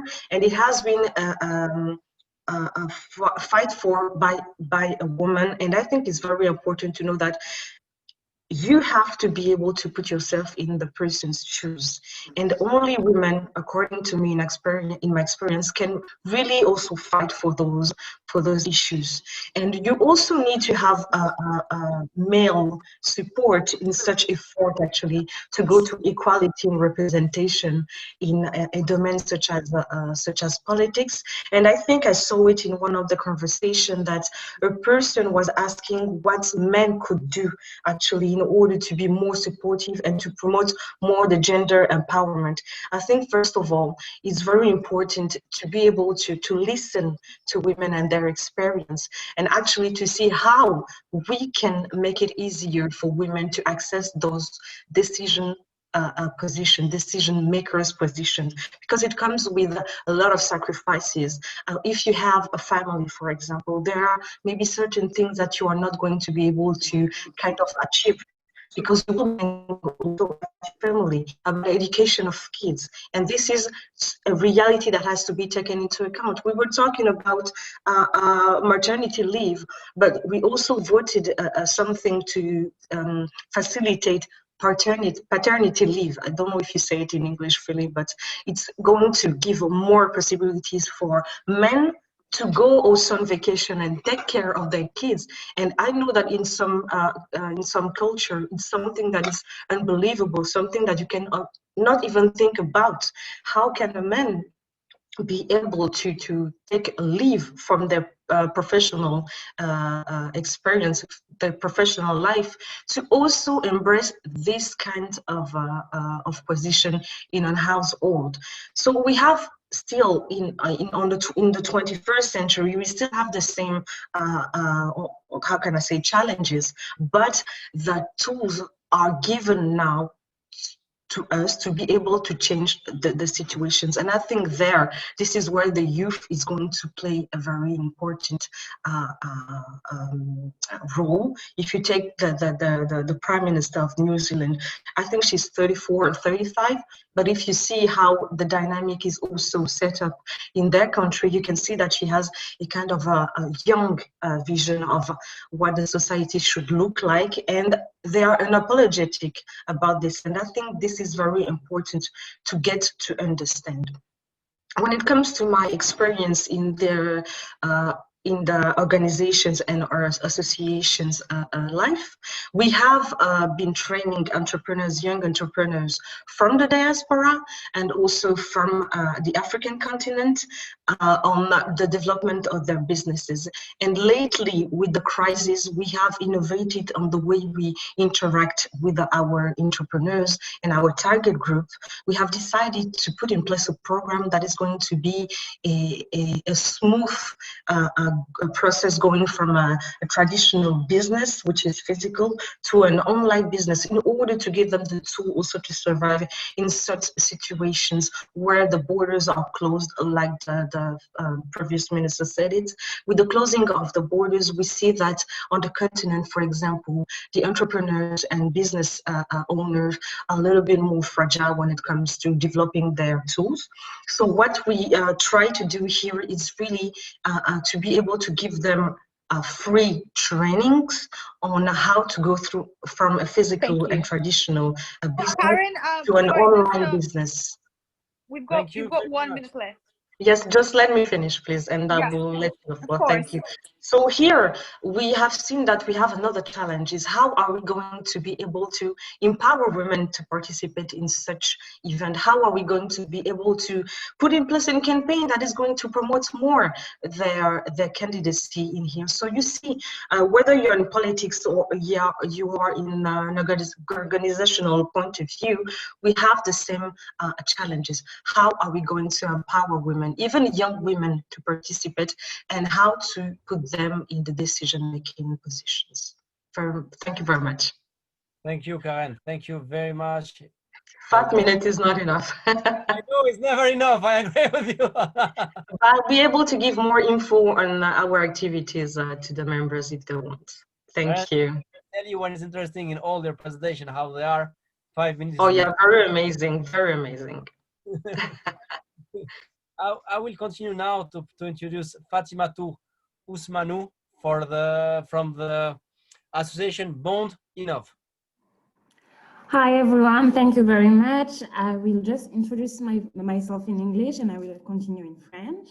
I'm Fatimatu Ousmanou, I'm 27 years old. I'm head of communication and partnership for Bond Innov, which is an association who helps support and finance startups in France and in Africa. I also work as a growth manager for startups called TAFFD, who helps people from the diaspora sending money back home. and I'm Cameroonian. I came from the north of Cameroon, in a city called Agora, and I will speak in French now. Bon, merci beaucoup. Je suis très ravie d'avoir été invitée à participer à ce panel. Comme je le disais, donc merci pour toutes ces belles interventions qu'on a pu observer. Effectivement, en tant que femme, en tant que jeune femme, on a une expérience aussi un peu différente du rapport à l'égalité homme-femme. Moi, je sais, dans mon expérience personnelle, que j'ai mis beaucoup de temps avant de comprendre qu'effectivement, il y avait une réelle inégalité entre les hommes et les femmes. Je suis née et j'ai grandi en France. Et pour moi, le champ des possibles, il était entièrement ouvert jusqu'à ce que je commence à rentrer dans le monde du travail et que je me rende compte qu'effectivement, il y a des barrières en tant que femme. On a pu observer, comme toutes les femmes avant moi ont pu le faire remarquer, qu'effectivement, lors de ce genre de crise, comme la crise du Covid-19 qu'on est en train de rencontrer, que les femmes sont en première ligne, qu'elles occupent pour la plupart des métiers qui sont parfois très peu valorisés. Et en réalité, c'est ces femmes-là qui font bouger le monde aujourd'hui, que ce soit les caissières, que ce soit les femmes de ménage, que ce soit les aides-soignantes, les infirmières. Elles représentent 70% des métiers qui font vivre et qui font tourner le monde tous les jours. Et pourtant, quand on allume la télé, quand on regarde les médias aujourd'hui, elles sont quasiment pas du tout représentées. On continue à inviter uniquement des chercheurs, des médecins qui sont pour la plupart des hommes. Donc, c'est toujours des hommes qui parlent, alors que celles qui sont devant, c'est encore les femmes. Alors oui, en tant que petite fille, plus on grandit, plus on se dit en fait, c'est pas possible. Donc, être à la télé, c'est difficile. Être présidente, ce sera pas possible. Ce sera pas pour moi. On rêve à des métiers féminins, mais en réalité, le champ des possibles, il est ouvert. Et aujourd'hui, moi, je travaille pour une association qui s'appelle Bondinov, qui accompagne des entrepreneurs en France et en Afrique, et des entrepreneurs à impact, des entrepreneurs qui agissent dans l'objectif de développer le continent africain.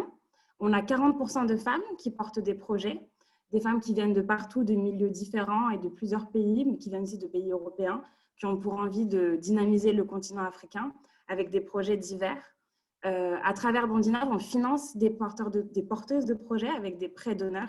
C'est des prêts à taux zéro qui sont des prêts à la personne, qui ont pour objectif de financer ces projets qui ont pour la plupart besoin de financement et qui ne peuvent pas trouver ces financements dans des banques traditionnelles parce que c'est des projets africains et qui aussi ont beaucoup de mal à aller lever des fonds auprès d'investisseurs parce que ce sont souvent des projets jeunes. Donc, Bondinov finance ce type de projet. On accompagne donc ces femmes, on les supporte, on les finance. On a aussi créé un réseau qui s'appelle Afrikinov, qui travaille avec un ensemble d'incubateurs présents sur le continent africain, qui vont aussi accompagner et soutenir ces femmes dans le développement de leurs projets. Et dans le cadre du Covid, on s'est vite réadapté. C'est ça aussi la jeunesse, c'est que nous, on est né, comme dit ma maman, avec une souris dans la main. C'est-à-dire qu'on a appris à très vite se réadapter dans le monde du digital, ce qui fait que le Covid n'a pas été un frein pour développer nos activités parce qu'on s'est très vite réadapté. Aujourd'hui, on arrive à faire un webinaire à distance avec des femmes qui viennent de partout dans le monde. On parle plusieurs langues, on est de plusieurs origines et on arrive tous à s'entendre et à se comprendre. Et du coup, le digital, c'est aussi une manière de limiter ces barrières-là. Et la plupart des femmes entrepreneurs chez Bondinov, elles ont su rebondir rapidement. J'observe aussi beaucoup de femmes qui se mettent à vendre en ligne, à faire des lives sur Facebook, sur Instagram, sur WhatsApp même, pour vendre des produits à distance. Les femmes savent se réinventer, les femmes savent s'adapter. Et ça, c'est aussi quelque chose qu'on a pu remarquer dans ce type de crise. Je travaille aussi pour une start-up qui s'appelle TAFFD, qui permet aux personnes membres de la diaspora de renvoyer de l'argent, d'envoyer donc de l'argent à coût réduit directement dans les portefeuilles mobile money de leurs proches en Afrique. Et depuis la crise, on n'a jamais eu un chiffre d'affaires aussi énorme. Donc la crise peut aussi être une opportunité. Donc face à ce type de crise humanitaire, sanitaire, on peut aussi trouver des moyens de rebondir. Et les femmes sont leaders dans l'adaptation, dans le fait de savoir changer d'angle d'attaque et de rebondir de manière constante. Et donc, du coup, voilà, moi, ce que je voulais dire ici, donc je suis déjà très contente d'être là, c'est qu'en tant que femme, on a besoin d'être représentée, on a besoin de se sentir considérée, on a besoin aujourd'hui qu'on mette la lumière sur ces femmes qui agissent. Moi, je suis hyper fière de toutes vous entendre. Vous êtes toutes des rôles modèles pour moi. Et c'est hyper important qu'on puisse voir des femmes qui créent, qui développent. On a besoin de cette lumière-là. Donc, merci à votre organisation de nous donner la parole aujourd'hui. Et il faut qu'on continue, nous aussi, à se serrer les coudes, à travailler, collaborer ensemble pour que que le monde de demain et les jeunes femmes comme moi puissent un jour réaliser leurs rêves et ne soient pas limitées dans la réalisation de nos rêves. Voilà. Je ne sais pas si j'ai encore du temps ou pas, mais je suis... I don't know if I have more time, Katerina. Precisely on time. Yeah. Okay. You're precisely on time. You can have one final sentence.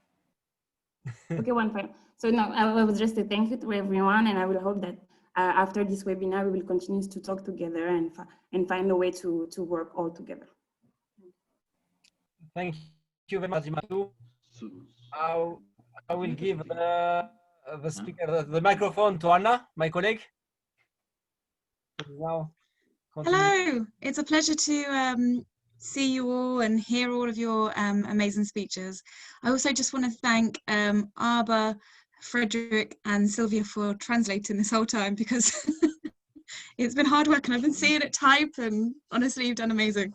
So so I'm just going to introduce myself and then we're going to go to some of the questions that have been asked. Oh gosh, sorry. Okay, so my name's Hannah Mousavi. I'm ethnically half Iranian, half English. I grew up in England. My background is in psychology, social psychology, and then an executive master's of public administration, where I restructured a model of global governance using the Preventing Sexual Violence and Conflict Initiative. I've worked in research for the last 10 years in sexual violence, child abuse, mental health, health sector, charity and whatnot. I'm a trustee of a homeless charity that works, that uses surplus foods and feed the homeless. I'm also a policy advisor with Global Diplomatic Forum, and I have started my own global governance consultancy that focuses on gender dividends called Pomegranate House. So I started that 2 years ago, and it really focuses on looking at the identity of a corporate organization or culture, so it would be a microculture, and understanding what it is, like a world therapy, to make sure that women can properly be integrated, which can in turn raise global GDP. So I'm actually also doing my PhD on this concept of can a microculture be the key to gender integration with a beneficial macroeconomic effect. So it's really exciting. There's a lot of things going on. You're more than welcome to follow what I'm doing. My social media is yet to come up, but hey ho, what a way to promote yourself. So anyway, so that's my link. Let's go to the questions. So we've had a few questions in the chat. Yes. Just one sec. I have Juliana who is asking me if just to say something small. 1 minute. Yes. Okay, but because I saw one question that is target about the Albanian women, how to empower Albanian women in society, because we come from very patriarchal countries. And if I can answer the question now, or I let for later. Yeah, you can. I mean, I was going to go through them all, so you're more than welcome to. Okay, thank you. It's sure that Albania is a very patriarchal country, but I think now, as we speak for 2020, the situation has changed a little bit. And if we see in the decision-making level, there are very much big changes, and there are a lot of women that are involved in politics. But for me, in personal, I think there are two ways how to empower women and to avoid this mentality and this culture of Albanian men. First is to raise awareness about the importance of women in society. And second, I think, is education. By educating children from very first step, it is very important, because we grow up girls and boys that have different culture and different mentality, to accept and to involve more women, and to see the importance role of women in society and everywhere. So by these 2 points, I think it's very important, and we can do big steps how to empower women and how to enforce the role of women in our society. So because education, I think, is the only tools that can break all barriers for society, for stereotypes, and for everything. So this was my, and by educating, we can see And another important role is also involving of different actors in raising awareness about the importance of women, not only government, not only public actors, but also civil society, media can play a very important role, and the voice of people too is very important. And the voice of us as a women is very important too. And all together, I think that we can make big change for society and communities. Thank you. Okay, brilliant. So as we're going to go, there's a few questions. First of all, there is one from Monica. Let me quickly get that one up. Hold on, sorry. So Monica's asked more specifically if there's an option to have a mentor. So is there anyone that could perhaps help her, because she's located in the southwest region of Cameroon, so it's not easy there for women and girls who are the most vulnerable in society. So if anyone is happy to do that, or even potentially a chance to create maybe a mentoring system here, so if you want, you could write it in there and maybe we can discuss. If not, I can go to the next one. Hannah, just okay, Ngo, do you want to do it? I don't mind. Maybe Ngo wants to do it, but I'll be very happy to do it because I'm mentoring. I've mentored about 550 young Africans during the pandemic, and on different, of course, the main goal is the agricultural skills in order to bring agriculture to the next level. But I'm very, very happy to mentor any youth in Africa who wants to see the next level up. Amazing. Yeah, so, but if you can go, you want to do it. No, it's okay. Move forward. No. Yeah, okay. In case of anything, I will forward that person to you. No problem. No. I don't mind. I don't mind you doing that. Okay. So you can just go ahead and give me the details. I'll be very happy to do that. So would Monica, would you be able to message Josephine, or because I don't, we'll sort it out. We'll figure that out. Yeah. Okay, brilliant. Okay, so the next question is, oh, my battery's going on my laptop. So the next question is, how does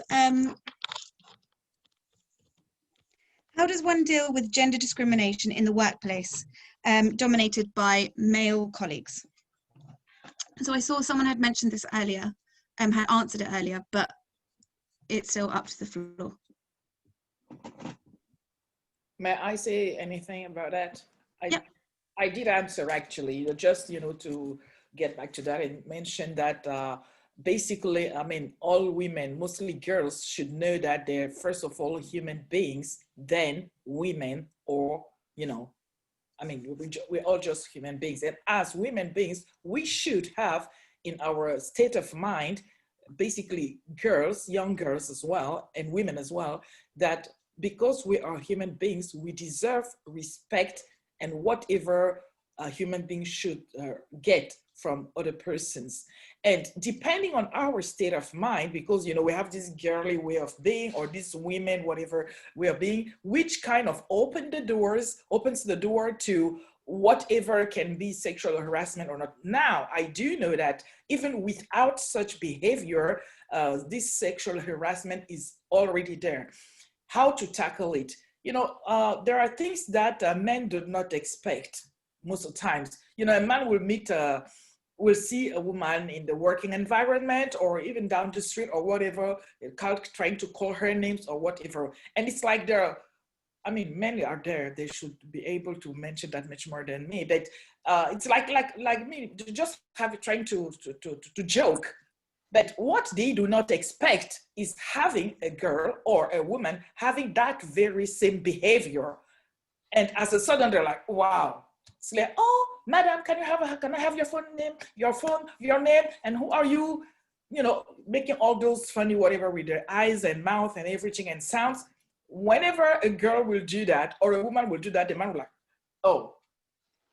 Suddenly, he will find himself in that very uncomfortable position. Well, I'm just mentioning that not because it is the solution, but what I'm trying to point out is that we are human beings and we have to be strict and aware of what is our verbal communication, non-verbal communication, because there are things that we say with our mouth, but there are things that we mean in how we walk, how we stand, how we move around. So we should try in a certain way to adjust, or at least be aware of the fact that whatever we are saying with our bodies or whatever we're doing is a sign that could be taken as an open doors.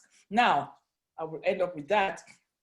Even out of all whatever we could do or not, men are men, but I think women, when they do not want it, they can let it know. And do not listen to what people will tell you, or you pretend that you're being considered, or you pretend that you're a victim, or you pretend that women do not pretend.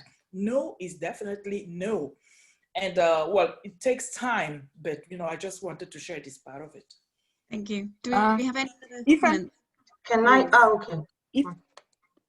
If I may, I wanted to just add on to what the speaker was saying as well. I mean, discrimination at work needs to be called out for what it is. It is discrimination. It is not acceptable. It is wrong. So, there's no two way about it. It needs to be called out. But sometimes people feel like they do not have a voice or they cannot call it out because of the culture of the organizations that we are in, the culture of the governments or societies that we are in. So we need to maybe have a look into the culture of be it an organization, be it the community or wherever it is, and say, one, what is the culture? Do we have the policies that advocate for equality and also that addresses such behavior? And if we do have laws and we have those policies, are they enforced?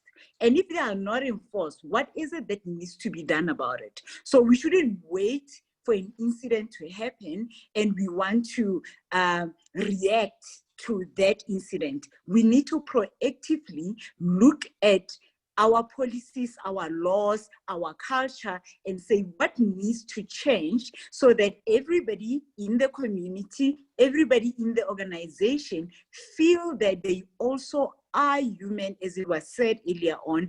Also, they have rights. They are respected as the other ones are respected. So we need to leave those values that we put on the walls and say our value is responsibility, fairness, equality, and all of those things. They need to be lived by the way we act, our practices, our processes, and our policies.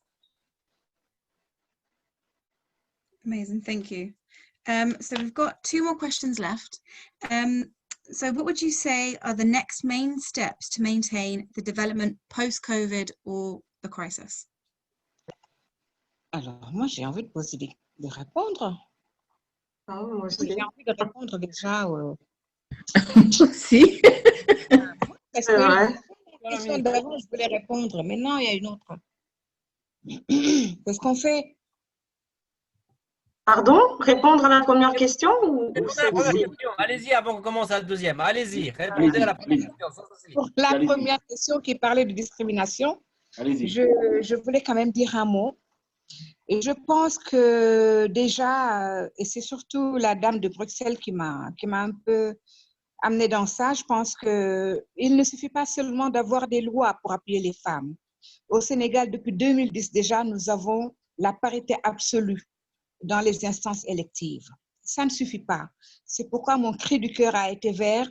Refusons d'être juste des organisatrices de femmes, refusons d'être juste des organisatrices de cérémonies, mais d'avoir surtout accès à des postes où nous pourrons influer réellement dans la vie des uns et des autres.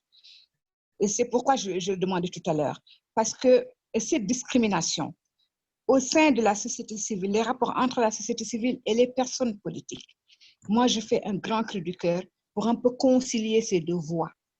Ce sont des voix importantes, c'est les deux jambes d'un même corps. La société civile africaine, les femmes politiques africaines ont besoin d'aller ensemble vers un objectif commun, que la société puisse appuyer, accompagner, soutenir, parce que c'est une forme de discrimination qui ne dit pas son nom, mais qui est très néfaste pour nous autres, qui un peu nous laisse à la traîne sur certaines questions. Nous n'avons pas pu suffisamment épauler, accompagner, dénoncer les violences de genre que nous vivons tous les jours en République démocratique du Congo.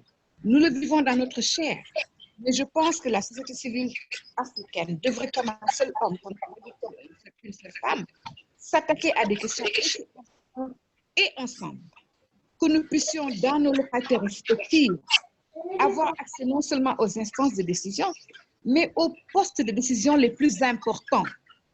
Parce que la stratégie pour les femmes, la résilience des femmes, les solutions que puissent avoir des femmes, pas elles-mêmes les mettre en musique si elles ne sont pas aux postes de responsabilité qu'il faut. Alors que c'est même dans les partis politiques, dans la vie politique des nations, que les femmes sont marginalisées, où on se rend compte du manque de solidarité des femmes entre elles. Donc, je fais vraiment un appel pour ne pas que cette discrimination, nous puissions la vivre entre nous. Merci. Tout à fait. Tout à fait. Et si je peux même me permettre de rajouter quelque chose à ce que vous venez de dire, parce que vous avez tout à fait raison. Je pense que la manière dont on peut vraiment arriver à un résultat probant, c'est ce que vous disiez, il faut arriver à des postes de décision.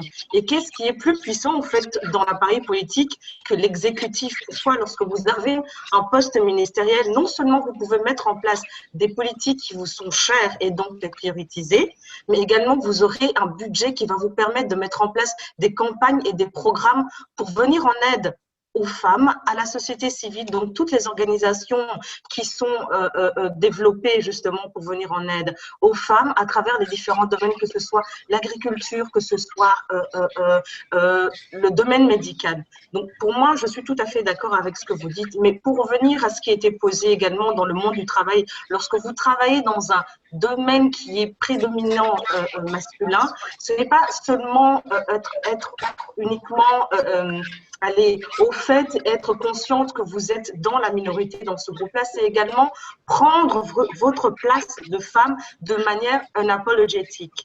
Moi, je pense que c'est quelque chose de très important. Peu importe votre background, ce qui est très important, c'est d'être présent de manière non apologétique et arriver là et faire respecter les règles, comme l'a dit Madame juste avant. Et surtout, mettre en place des campagnes de sensibilisation également des hommes, parce qu'il faut savoir que ce n'est pas toujours quelque chose d'inné.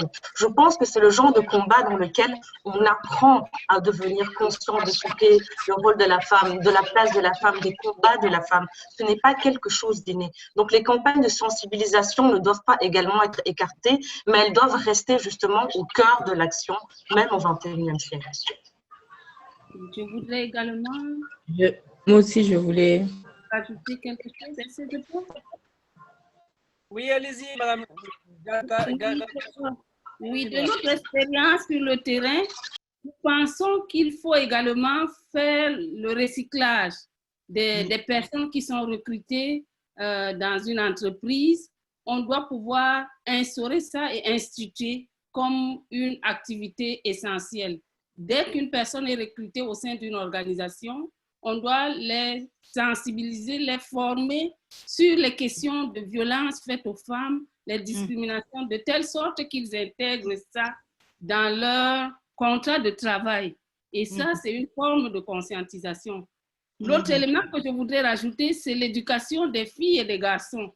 Parce que la discrimination qui se transporte sur le lieu de travail commence dès la naissance de la petite fille et du petit garçon. Donc, les familles doivent commencer à donner une éducation non discriminatoire aux filles et aux garçons. Ça doit suivre dans l'éducation classique. Ça interpelle les politiques parce que la leader de demain, elle se construit dès la base. Parce qu'on a eu des expériences en faisant des enquêtes au sein des formations politiques ici, dans notre région, et on s'est aperçu que les femmes leaders qui sont en politique transportent leur comportement au sein des partis politiques.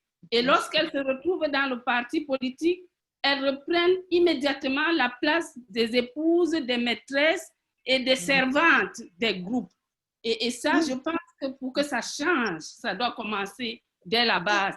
Parce qu'on peut retrouver la leader au plus haut sommet que ce soit. Et dès qu'on dit qu'il y a la mobilisation des femmes pour le parti, c'est elle qui est indexée et elle se sent importante dans cette tâche-là. Donc, c'est ce que je voulais rajouter. Chers leaders de demain. Merci.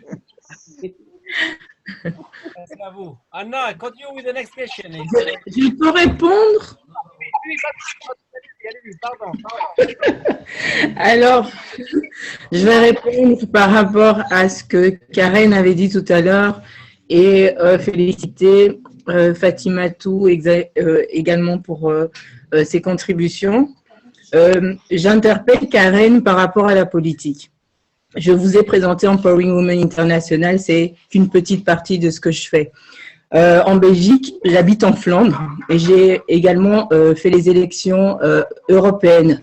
L'année passée, j'ai eu un score de 23 053 voix, ce qui n'est pas petit en Flandre, donc moi c'est en néerlandais, mais on n'avait pas de siège. Donc ça veut dire que quelque part, au niveau de mon parti, le CDNV, je n'ai pas de voix, on ne m'écoute pas. Je le savais quand je me suis lancée, mais je me suis lancée avec une vision du leadership pour montrer à la femme qu'elle peut arriver là où elle veut aller. J'avais fait les communales avec 363 voix, il m'en fallait 400 pour être élue. Donc, j'étais à côté en faisant une campagne sur Facebook, comme quoi, comme disait Fatimatou, le digital, ça sert. Alors, pour les élections européennes, pareil, j'ai 2 associations et ce que je voulais demander à Karen par rapport à ce qu'elle fait, dans ce que moi j'ai projeté par rapport à mon expérience, c'est que chez Empowering Women International, il y a Young Leader.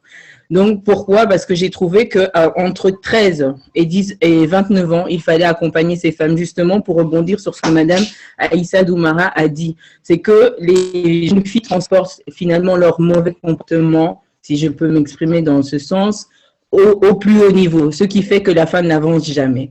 Donc, en commençant par les jeunes femmes, en les encadrant, donc c'est le projet que je mets en place pour les encadrer à avancer, comment, Karen, pensez-vous qu'au niveau politique, vous pouvez accompagner les personnes? Moi, je suis opportuniste en politique. J'ai voulu juste montrer qu'on pouvait y arriver. Je ne suis pas du tout une politicienne, moi je suis quelqu'un de terrain.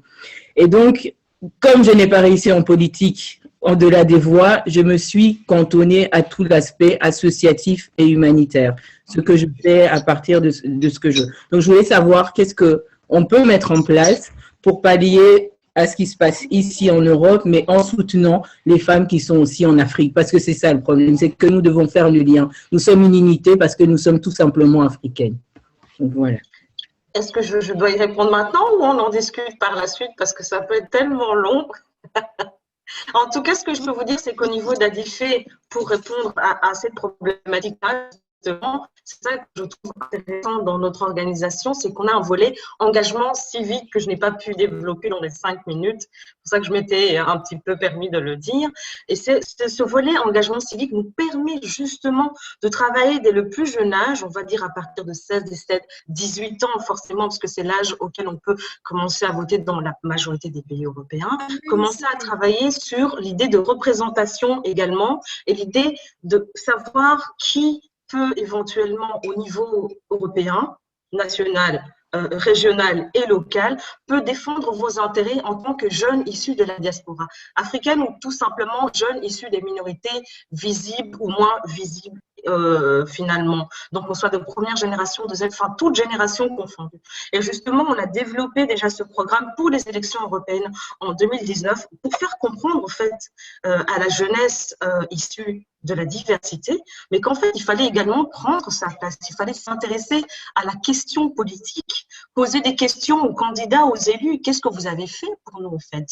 Être capable d'aller vers le politique et poser des questions qui sont vraiment concrètes pour arriver à choisir le bon candidat. Je vais juste terminer, comme ça je laisse Anna reprendre le flambeau en disant qu'on peut en discuter par la suite, mais on a développé un programme qui s'appelle #DiasporaVote, où on a eu des jeunes ambassadeurs de France et de Belgique francophones, parce que comme c'était un premier projet, un premier jet, en termes de timing, on n'aurait pas pu faire du multilingue. I'm really sorry, I'm going to have to stop you all there because we are going to we've already gone over about an hour. So we've got one last question, which hopefully if all of you can just give a very, very brief, you know, what you think the answer should be, and then we'll close it. I do also just want to say thank you to Abhinav and Kat for doing an amazing job with the IT and managing the session. So the final question is, so they call this crisis the pink crisis, as most of the female businesses that are face-to-face will be the most affected. Some places say that it will take decades to get women back to the progress that we're currently at now. So as a woman leader, what would you say to provide hope for women in this predicament?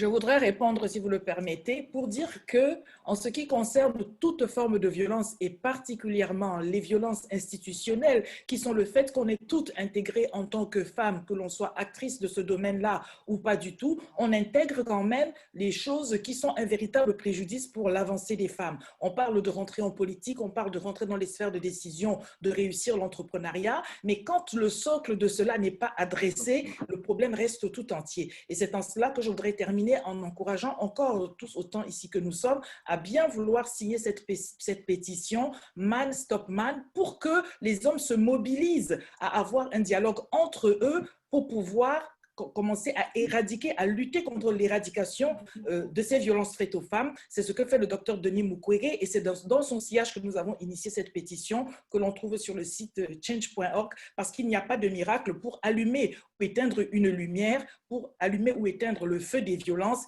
il faut toucher l'interrupteur et l'interrupteur, ce sont les hommes.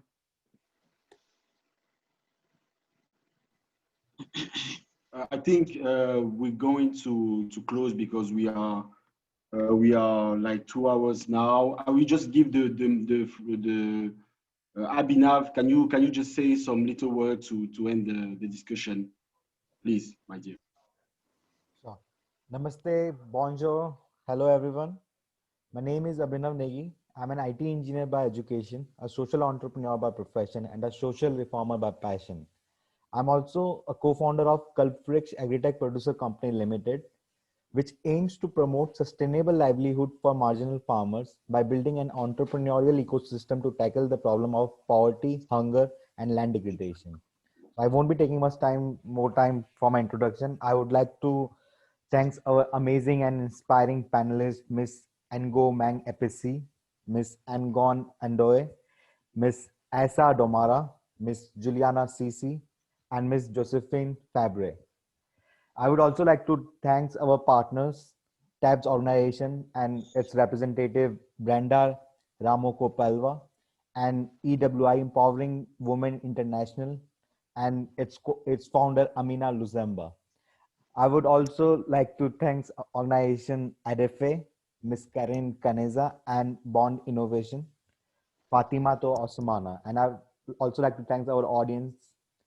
It's a pleasure to having you all. Thank you very much. Bye-bye, and hope to see you soon. Thank you. Thank you. Thank you. Goodbye. Thank you. Merci. Bye.